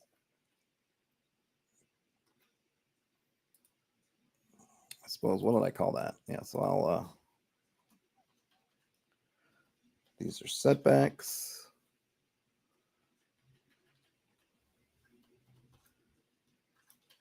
Advancements. And then we could paste this back in.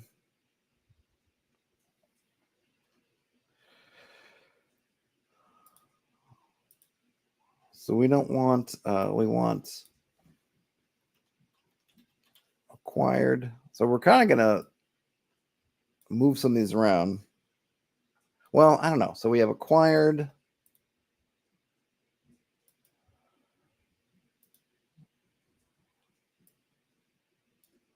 We could do fixed. We could do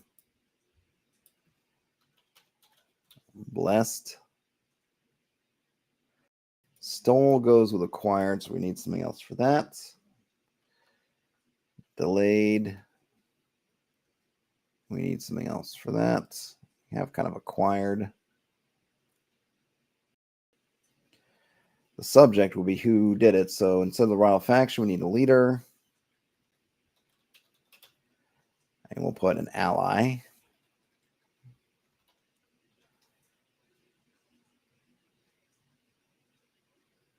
Device is good. Accidents. Put that in. Serendipity. Just basically something good happens. Something unforeseen. A happy accident. Divine event, magic event is good. I'm not sure. Natural disaster.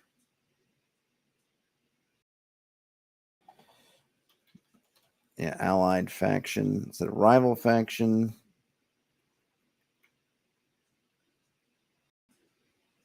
I'm not sure what that would be. Let's see. Let's just take a look at what we have here. So we've got, we need leader and allied faction, just some good luck. Divine event, a magic event, something else. Acquired, fixed, blessed, transformed. We could probably keep, since you can have negative transformations, you can have positive transformations. Ally, resource, device, location, secrets. These are all still good. What else could be? What else? Oh, I guess completed would be one, right?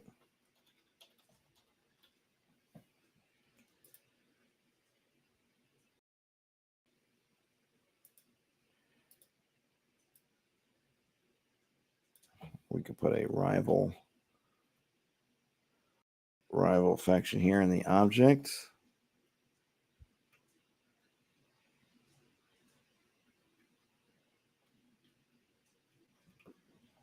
maybe defeated. So we've got leader, allied faction, serendipity, divine event, magic event, acquired, completed, fixed, blessed, transformed, defeated, ally, resources. Maybe, well, see, if you got something defeated and ally, that's probably not what we want. Maybe there's another, what's another term? Hey, Jason, you did catch one. I started off working on one thing, and now I'm just for giggles and kicks working on some kind of faction events. Faction events, kind of faction advancements, that kind of thing, as my cat is wheezing off camera. So we got some setbacks, basically just kind of an oracular D6 table. So you roll 3 times and put them together. So one subject, one effect, one object. So like rival faction, damaged leader, or a natural disaster broke a location, or a magic event cursed a resource, so on and so forth. And now I'm doing a positive one.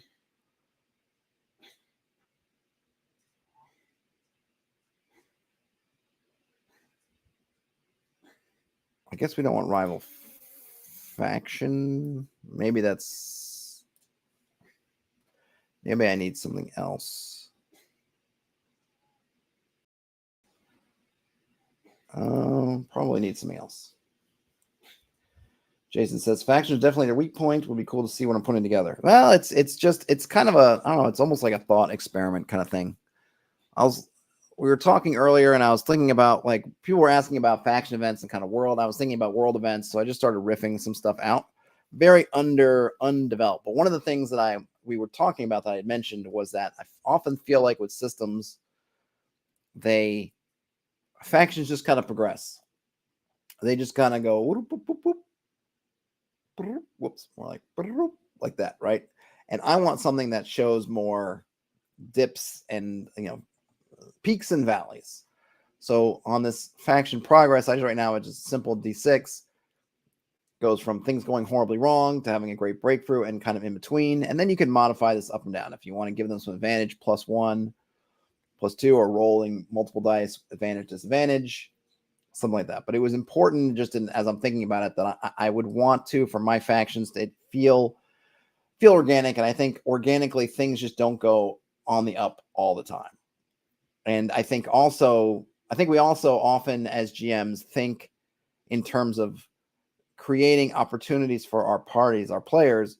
Well, a lot of times those opportunities are in terms of raising the stakes, right? That things are getting worse and worse and worse, and to do better. But I think when you have these kinds of setbacks, they also present openings to the party, because it can be fun to these rivals are chasing you down, and all of a sudden there's a power vacuum because there's the 2 leaders decide they go war against each other, and then maybe it lets off the party a little bit, but that gives them an opportunity to do something else.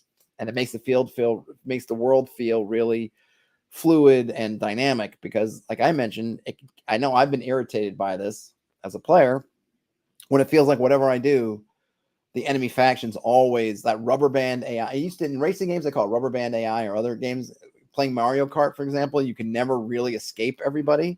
You can feel like you're really far ahead, but you're always just one accident from having one of the other cars catch up to you.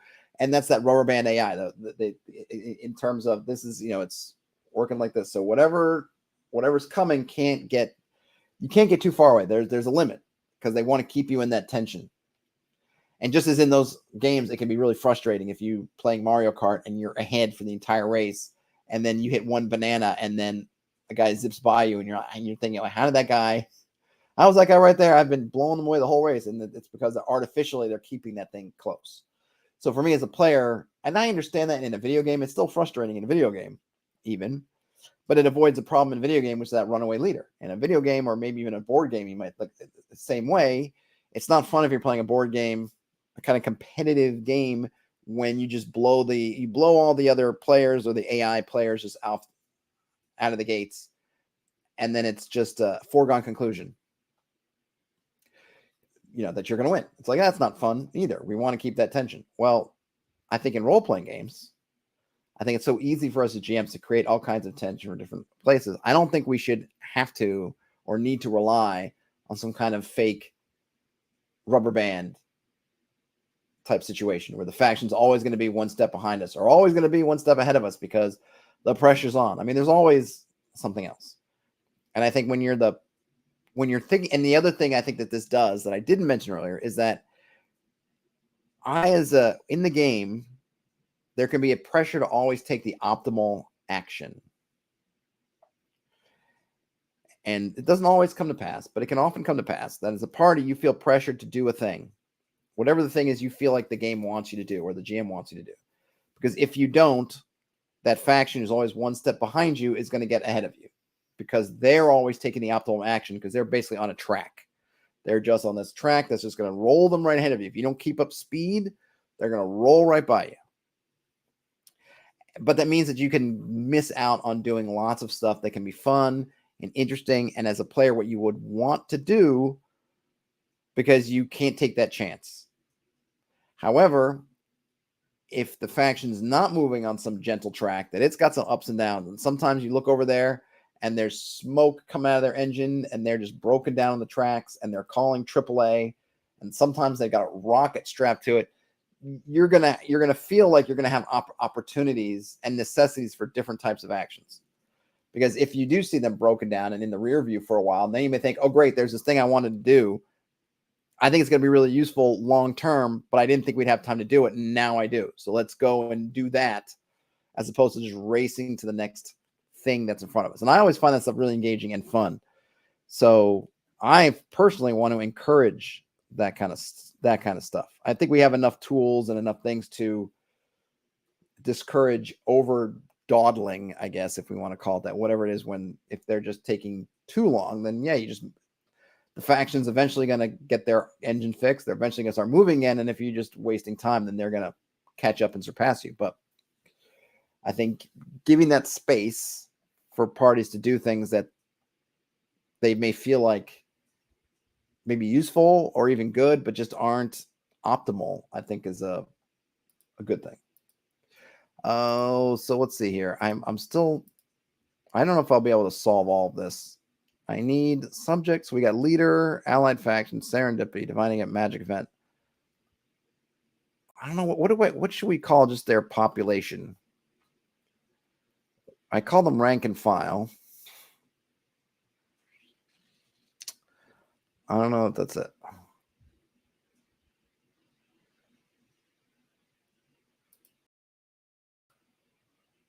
They acquired, they completed, they fixed, they blessed, they transformed. I guess some kind of obstacle, which could be a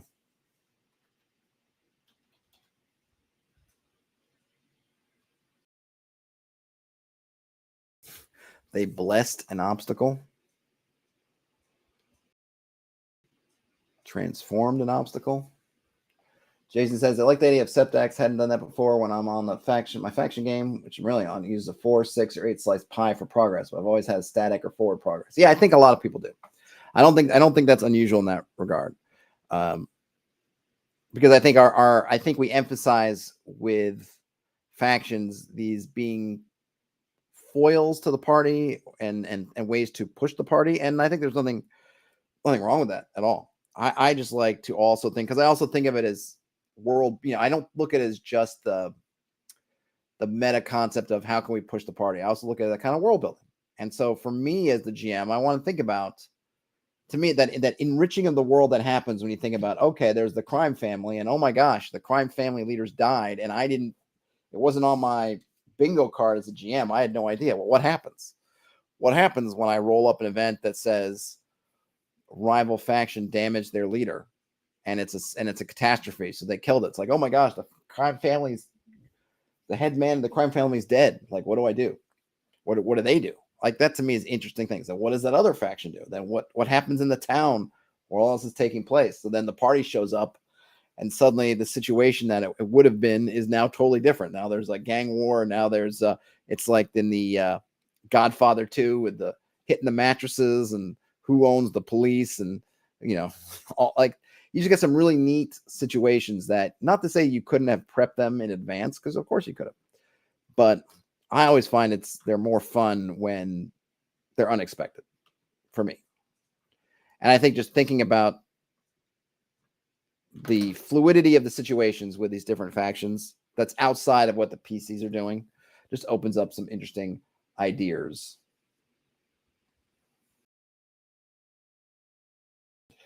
D6 is too high. Well, the thing is, so for example, I guess I'll just put this in here. So the way I was thinking about this, Jason, not to say that you're not correct, because you might totally be correct, but let's just put a thing in here. So faction mechanics,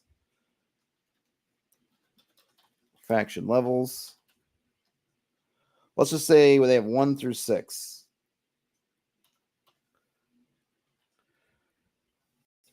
Roll. Whoops. So let's say 1d6 per faction level.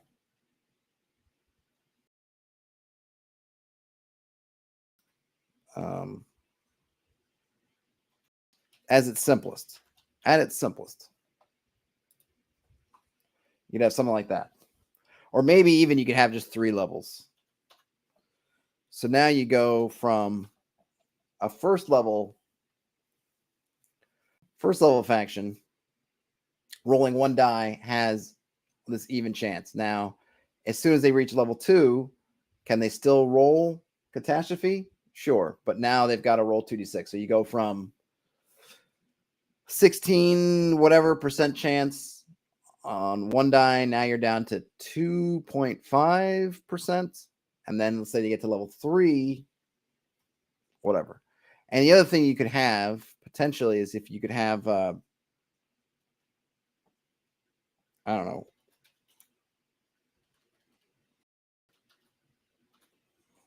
wartime progress, right? And here's where you could compare faction to wartime rivals.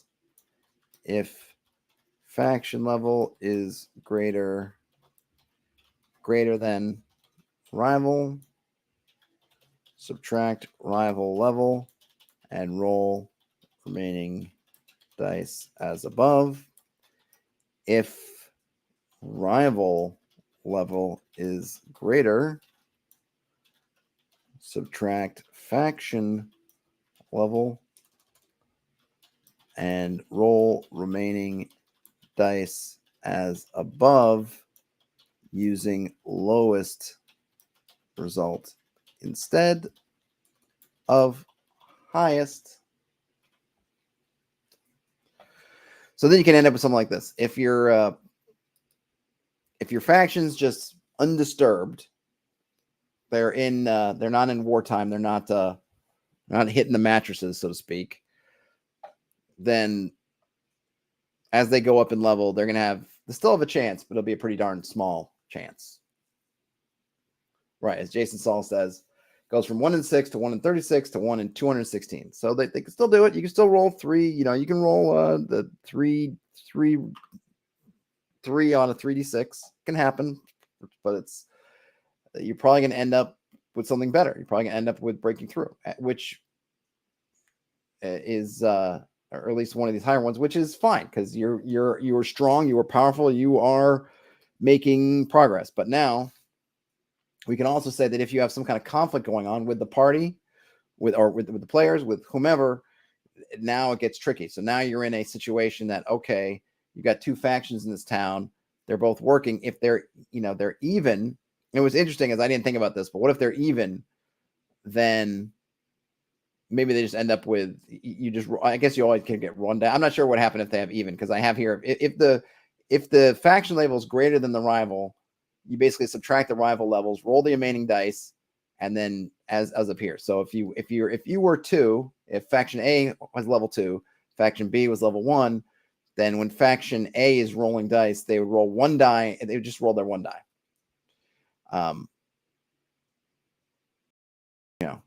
The same. And the same would be here. But maybe you'd always have to have 2 dice. If they're even, roll 1 die as normal.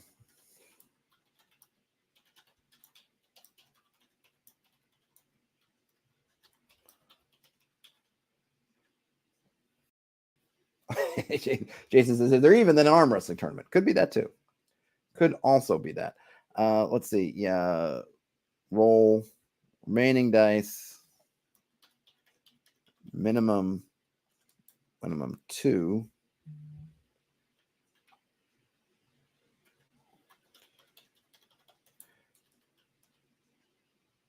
Or actually, minimum 1, I should say. Well,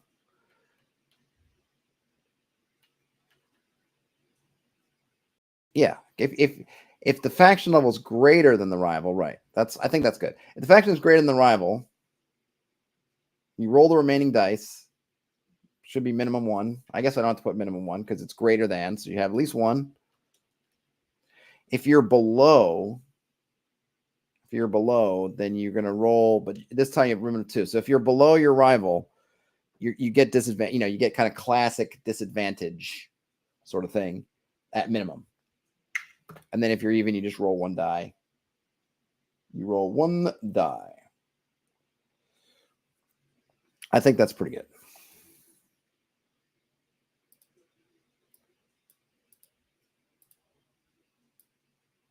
As above. I think that's pretty good. And you could be,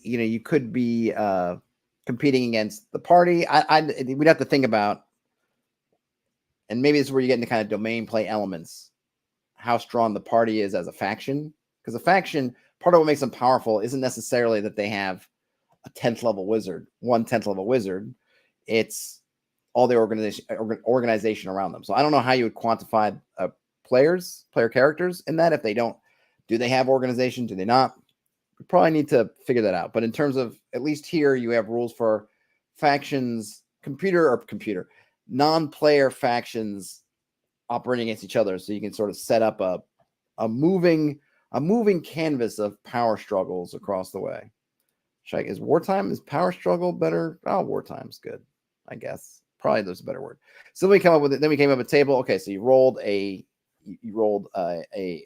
some kind of setback. So here we have some setbacks, and then you would just I'm just making very simple tables at the moment. So it's just, hey, if it's a catastrophe, then it's the worst possible version of this. So if you rolled progress stalled and you get rival faction damage the leader, then that would mean that, yeah, there's something happened. The leader got hurt, but, hurt in a very minor way, but just enough to stall them. So whatever the leader was doing, he's put on ice momentarily, just doesn't do any progress, but isn't really held back. If it's a setback and it's the same one, rival faction damage the leader, then maybe the leader was injured, got to go to the hospital, broke their leg, whatever it is, that's kind of put them out of action kind of thing. And then obviously if you get catastrophe and you get rival faction damage leader, then maybe the rival faction killed the leader. As Jason says, you trust the GM to evaluate the party as they would an NPC pair. Yes, that's true. I mean, I was thinking in terms of, trusting. Ultimately, yes, if you're using this, then I'm putting my trust in you as a GM to figure out what the proper context for these setbacks are. And yes, ultimately in terms of the party, you could probably look at his levels. Maybe if you're doing like a 10 or 12 levels, you could divide by 4, round down, so that you go, if you're 12 plus, whatever, take the average of the party, take the average party level, divide by 4, something like that, to get kind of a basic unit. Or you could just judge it on their actions, because you could have a party, you could have the party could be a faction that just consists of the party, not even really any hirelings. But if they're very active in the scene, then they might be stronger as a faction than a party of adventurers that has a bunch of people with them but isn't active. That's just sits out in the wilderness and doesn't flex their factional muscles, so to speak. But I still need something to fit in here, I think. So in terms of advancements, leader acquired an ally, and they completed a resource, they fixed a device, they obstacle. I don't know. I overcame. No, I think I just want positive things, because in terms of what they're doing, a leader acquiring an ally could be because they defeated an enemy. I'm trying to keep these really basic. So I need one more subject. One more and one more and one more effect and one more object. Jason says level 1, group of friends working together. Level 2, the group has influential contacts and allies. Level 3, the group includes people of influence. Could be directly as level. Yeah. Yep. I mean, yeah, we could definitely think about what that means. And there's also, you could probably put it in terms of scope, right? Local, regional, and I don't know, world, global. I'll make a note here. I don't know if it's worth it, but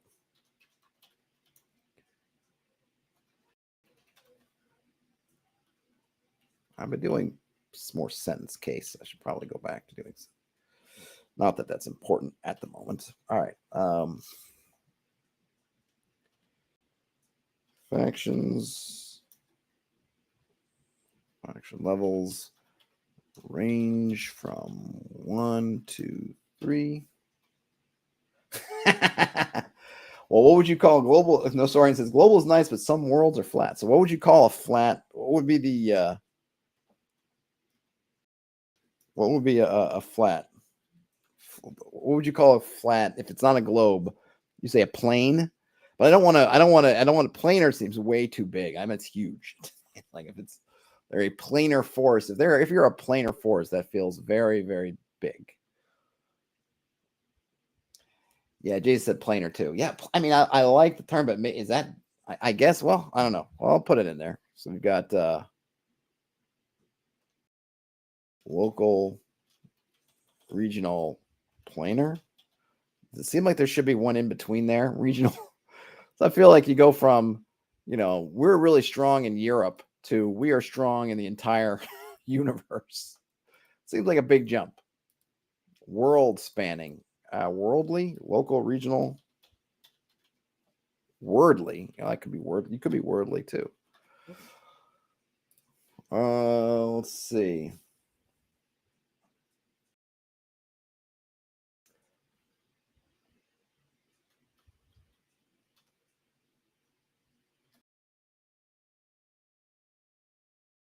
Let's see.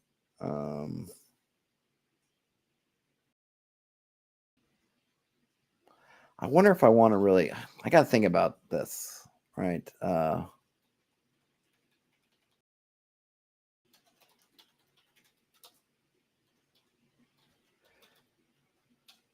Because I don't want to. I don't know because the numbers of people. We're going down all kinds of rabbit holes. Let's think this through a little bit. We got 3 levels. This is where one of those Punnett square things would come in handy. I suppose we could Punnett square it up.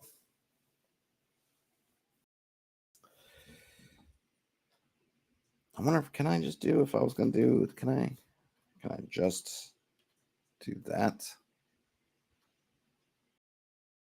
Oh, I know. So we've got actually I think of hold on a second. So we've got no, not that. That's not it. So we got a couple things. So we have let's see. Membership.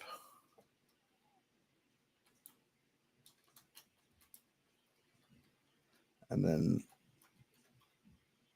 that could be 2 things. And we have what will be the other things we can have? So I'm thinking about I'm not sure. I feel like I just need to put some gobbledygook in here.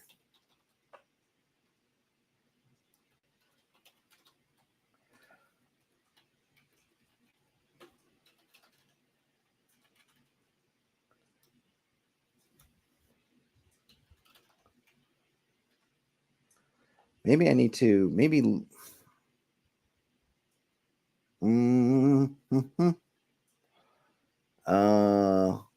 I think I kind of want these level scope. Oh yeah, scope's a good one.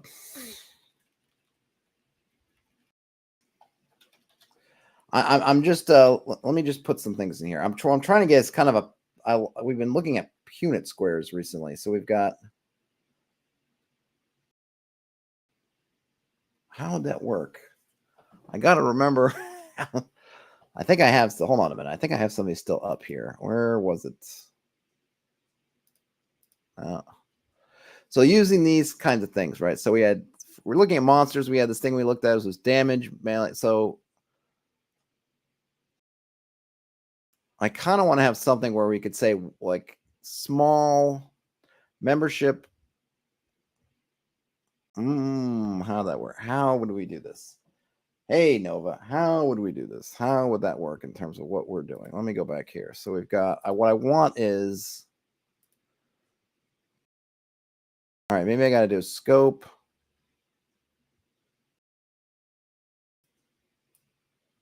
Let's switch this up. Scope.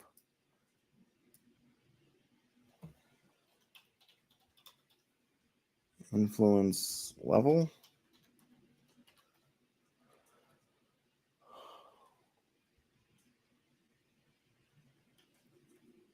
Or maybe I should put membership up here.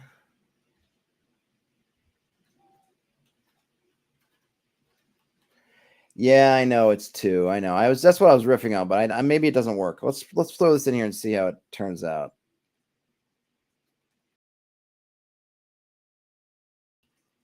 Small.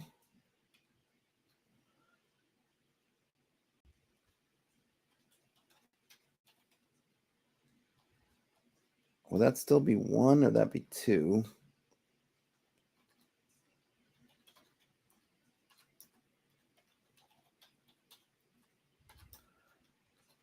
Maybe this will work better.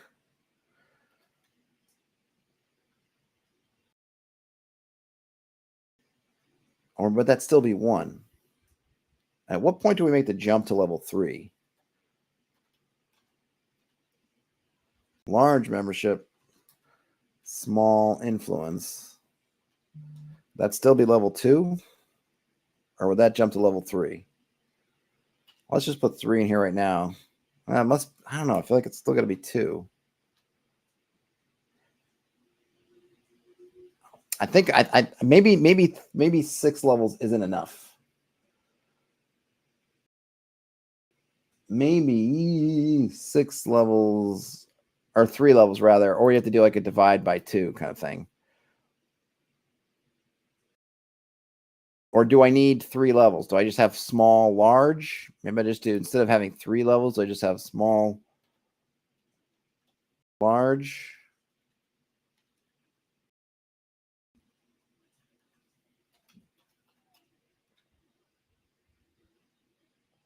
And then large. Would that work? So small and small is level 1. They have a large membership and small influence, they're level 2. If they have a small membership, if they have large membership but small influence, they're all level 2. They have small membership but large. Am I reading that? Hold on, let me start. All right, let me start over. Here we go. See if this makes sense. If you've got small membership and small influence, you're level 1. If you have a large membership but still have small influence, you're level 2. Also, if you have a small membership but you have a large influence, you're also level 2. If you have a large membership and a large influence, you're level 3. How does that work? I don't mind it being super non-granular or super abstract.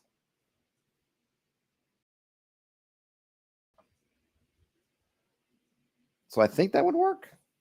I think. But I'm happy to be proven wrong.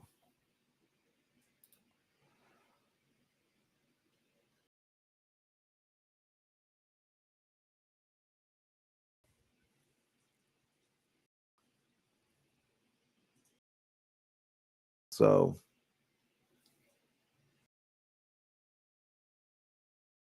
all right. What else do I want to do here? What else? Let's see if we can let's try to finish our thought here. So we did the table of setbacks. I like that. I think that came up pretty well in terms of just some generic stuff. I feel like my advancements table, you'd think with just 6 things, it'd be easy. So in terms of the subject who is the doer of whatever advancement. We have the leader, we have an allied faction, we have just some luck, divine event, magic event. I guess I could just put rank and file in here again, which is just their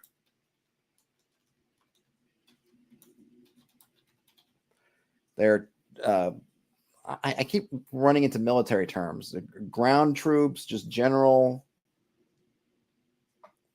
soldiers. They don't have to be soldiers, but I'll just put them in there. Just some folks did it, not special. There's probably a better word for that, maybe members. I guess I could use members, right? Members of the faction. That's too easy. And let me change this up here also.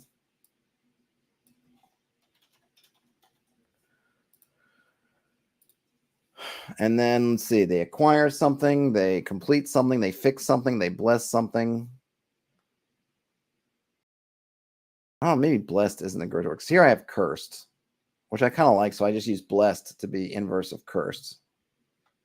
And we can read blessed metaphorically. It could be, doesn't have to be an actual divine blessing. I mean, here it's lined up with a divine event, but it could be something else that just, again, kind of luck based. So they acquire something, they complete something, they fix something, they bless something, they transform something. Now, acquired would include finding, stealing, grabbing, whatever. So that covers a lot of ground. They finished something was broken and they fixed it. They transformed something. Infused. Well, these are all good things. So if I used infused, if I wanted it, like, it doesn't have to be, we don't have to play both. So I have the bad stuff over here. So this is just good. Just good stuff. Discovered. Oh, yeah. That's a good one. There we go.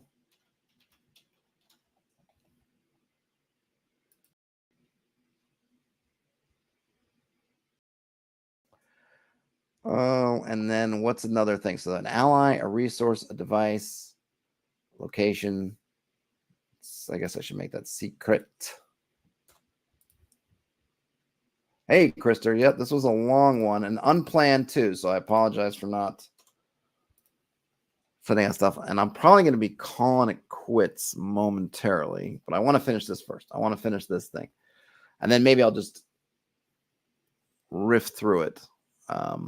Or actually, I'll probably go back to what I started with and just show what I have there just because. So it might be a little not quite almost done yet. We'll see. But we need one more thing. So there could be an ally, a resource, a device, a location, a secret. What else could it be? What else have we got? Ally, a resource, a device, a location, a secret, leverage.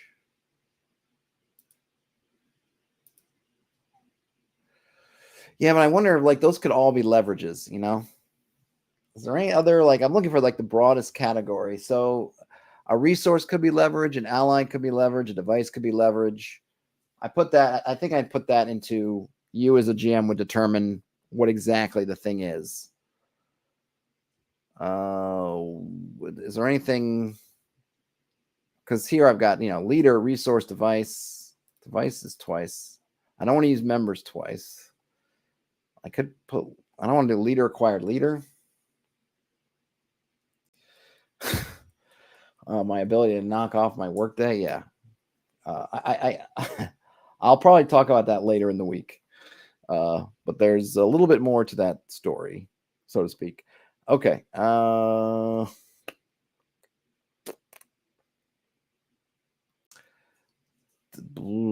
Ally, resource, device, location, secret. There's got to be one other thing. I mean, I'm only looking at 6. There's got to be one other one. I got device. I got a resource. I got an ally. I got a location. I got a secret. What else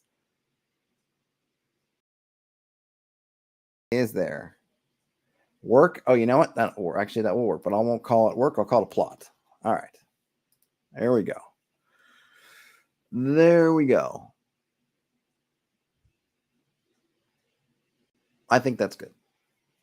Methinks that will work.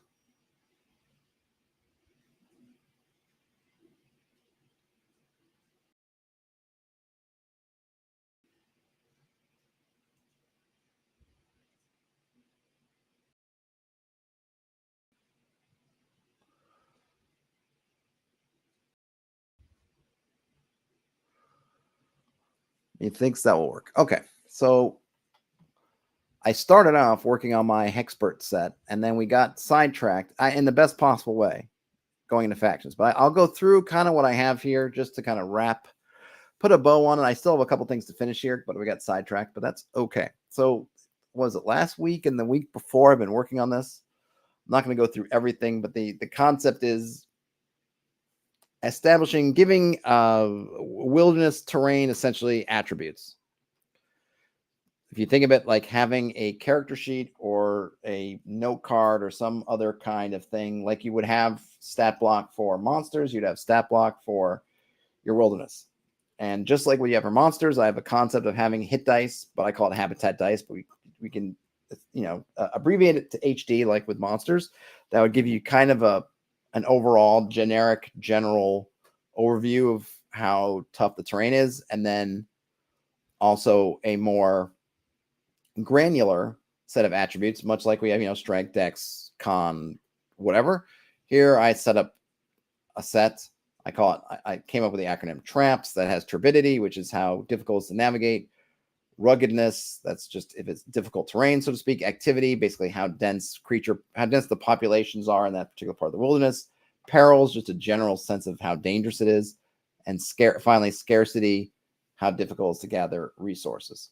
And I come up with, take your generic terrain types, and I put some numbers on them to use as a basis. Of course, the idea is you take these and you can tweak them. So if you have a particular wetlands that's really nasty, you just up those numbers to suit. So the idea is that you can start off with these basic ones or create your own basic ones. And then as you are creating fantastic locations, you can mechanize them easily by updating these numbers. So if you have these wetlands, I'm kind of leaning on BX, being that they're pretty tough, but these are calm, beautiful wetlands. You can lower those numbers for the specific ones if you want to show mechanically that these particular wetlands, swamps are just even worse. Then you can update them mechanically very easily. The other concept is the idea here is that you can take descriptors that you're using, things that you're describing your wilderness, those adjectives, those metaphors and similes, and turn them into modifiers. So if you say that you're in the woods, and the woods normally has a turbidity, so that's like basically you're kind of citing how difficult it is to navigate, because you get, I think of anyway, trees, things can be hard. You don't get to see very far. But now you've described your woods as being gloomy. So now, because they're gloomy, that turbidity, instead of being 3, it's 4. Jason, this is not on the forum yet. It will be. I will be releasing these as an SRD soon.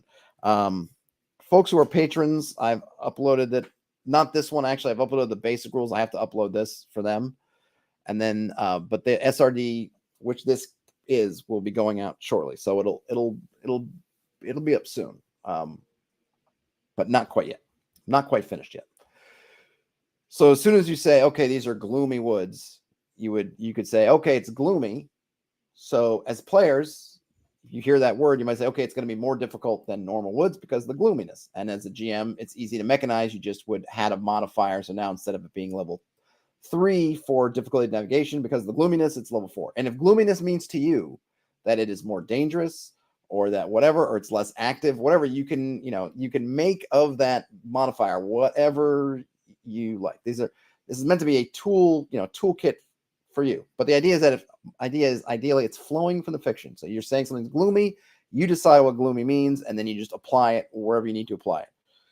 You might have something like, let's say you have something called the twilight plains, and that means that at night it's weird things happen in the stars, so it makes it more difficult. Then you could easily, if the party's moving during the day, you're just using that same grasslands, no problem. Night falls, suddenly some of these ratings go up or down or sideways because it's the twilight, whatever. You just determine the twilight effect is at night. It's more confusing to navigate for XYZ. Great. So you just go from 1 to raise it, whatever it is, or if it's something else, raise it up, lower it. But ideally, the idea is you're flowing from you have these descriptors, these tags, in a sense, that you're giving your wilderness, and it translates to these mechanics, right? And I'm hoping that your players can also cue on this. We'll hear these things, and it's not just an adjective. It's like, okay, as it should be, that if I'm calling these woods gloomy, it's meaningful. It means something. And you know it, I know it, you know it, we all know it. You know that I know that you know. So I go through that a little bit, and you end up with, here's an example I came up with of a very kind of short and sweet, compact stat block. I have a location that's called the Howling Wastes. It's a desert. It's I like to give things alignments. It's chaotic, it's windswept, and it's eerie. And I gave it, and then I statted out, adjusting things for the concept that it's windswept and eerie. And then I gave it a little power there, much like a monster might have an ability that its windsweptness means that it's got these howling winds going around, so you can't light any fires when you're out on the wastes. So there you go. And so you can have this in your almanac or your setting Bible or whatnot, and you can write it in there. And so you have some mechanics. You've got a clean way of these descriptors that you can remember and recall, and then you have a little ability here that feeds into it. Last week, was it Thursday? I don't know. I went through and did an example, and this was kind of a little bit of a comedy of errors. As I was trying to find examples, instead of writing up my own, I wanted to come up with an example of trying to take something and then turning it into stat block. So what I ended up finding was, after some mucking about, I found a description of this jungle from a Clark Ashton Smith story that's called The Tale of Satampra Zeros. So I took the original text, and I'm not going to read it all, but basically we're pulling out some descriptors. It's essentially it's oppressive. It feels like it's overgrown, or the road is kind of overgrown. There's it feels like you're moving in a dark green twilight. There's all the trees kind of moving in on you. There's and they say particularly that it's basically there are no birds or animals, but yet there are some. There's a deadly viper, some stealthy vipers, some. I always love the enormous moths with baroque and evil colored mottlings. There are these huge bats. You feel like you're being watched, and the jungle is monstrous. So now we break that down. I start with the mundane woods. Just it's 3 habitat dice, 3 turbidity, 3 ruggedness, 3 activity, a little bit more peril at 4, and then scarcity at 3. Now I adjust it because of these descriptors that I pulled out, so it's more difficult to navigate because it feels like you're in this dark green twilight. So you add 1 there. Since there are no birds and animals, we're going to move 1 from activity, but it is a monstrous jungle, so we're going to add 1 to peril. And then we can also look at these features if we want. We have an overgrown road. We have poisonous fruits that were also mentioned. And we have some wandering creatures kind of as a bonus. We can add these to our wandering creature list: stealthy vipers, evil moths, and purpureal bats. Then we go through there and we update the habitat dice just to reflect the changes we've made. And so we end up with something that I'm calling the Comorian jungle, that has, instead of it being level 3, essentially it's level 4. It's a bit harder to navigate. Ruggedness hasn't changed. A little less active, but it's more dangerous. And because of particularly given the nature of the fruits and things, the resources are more scarce.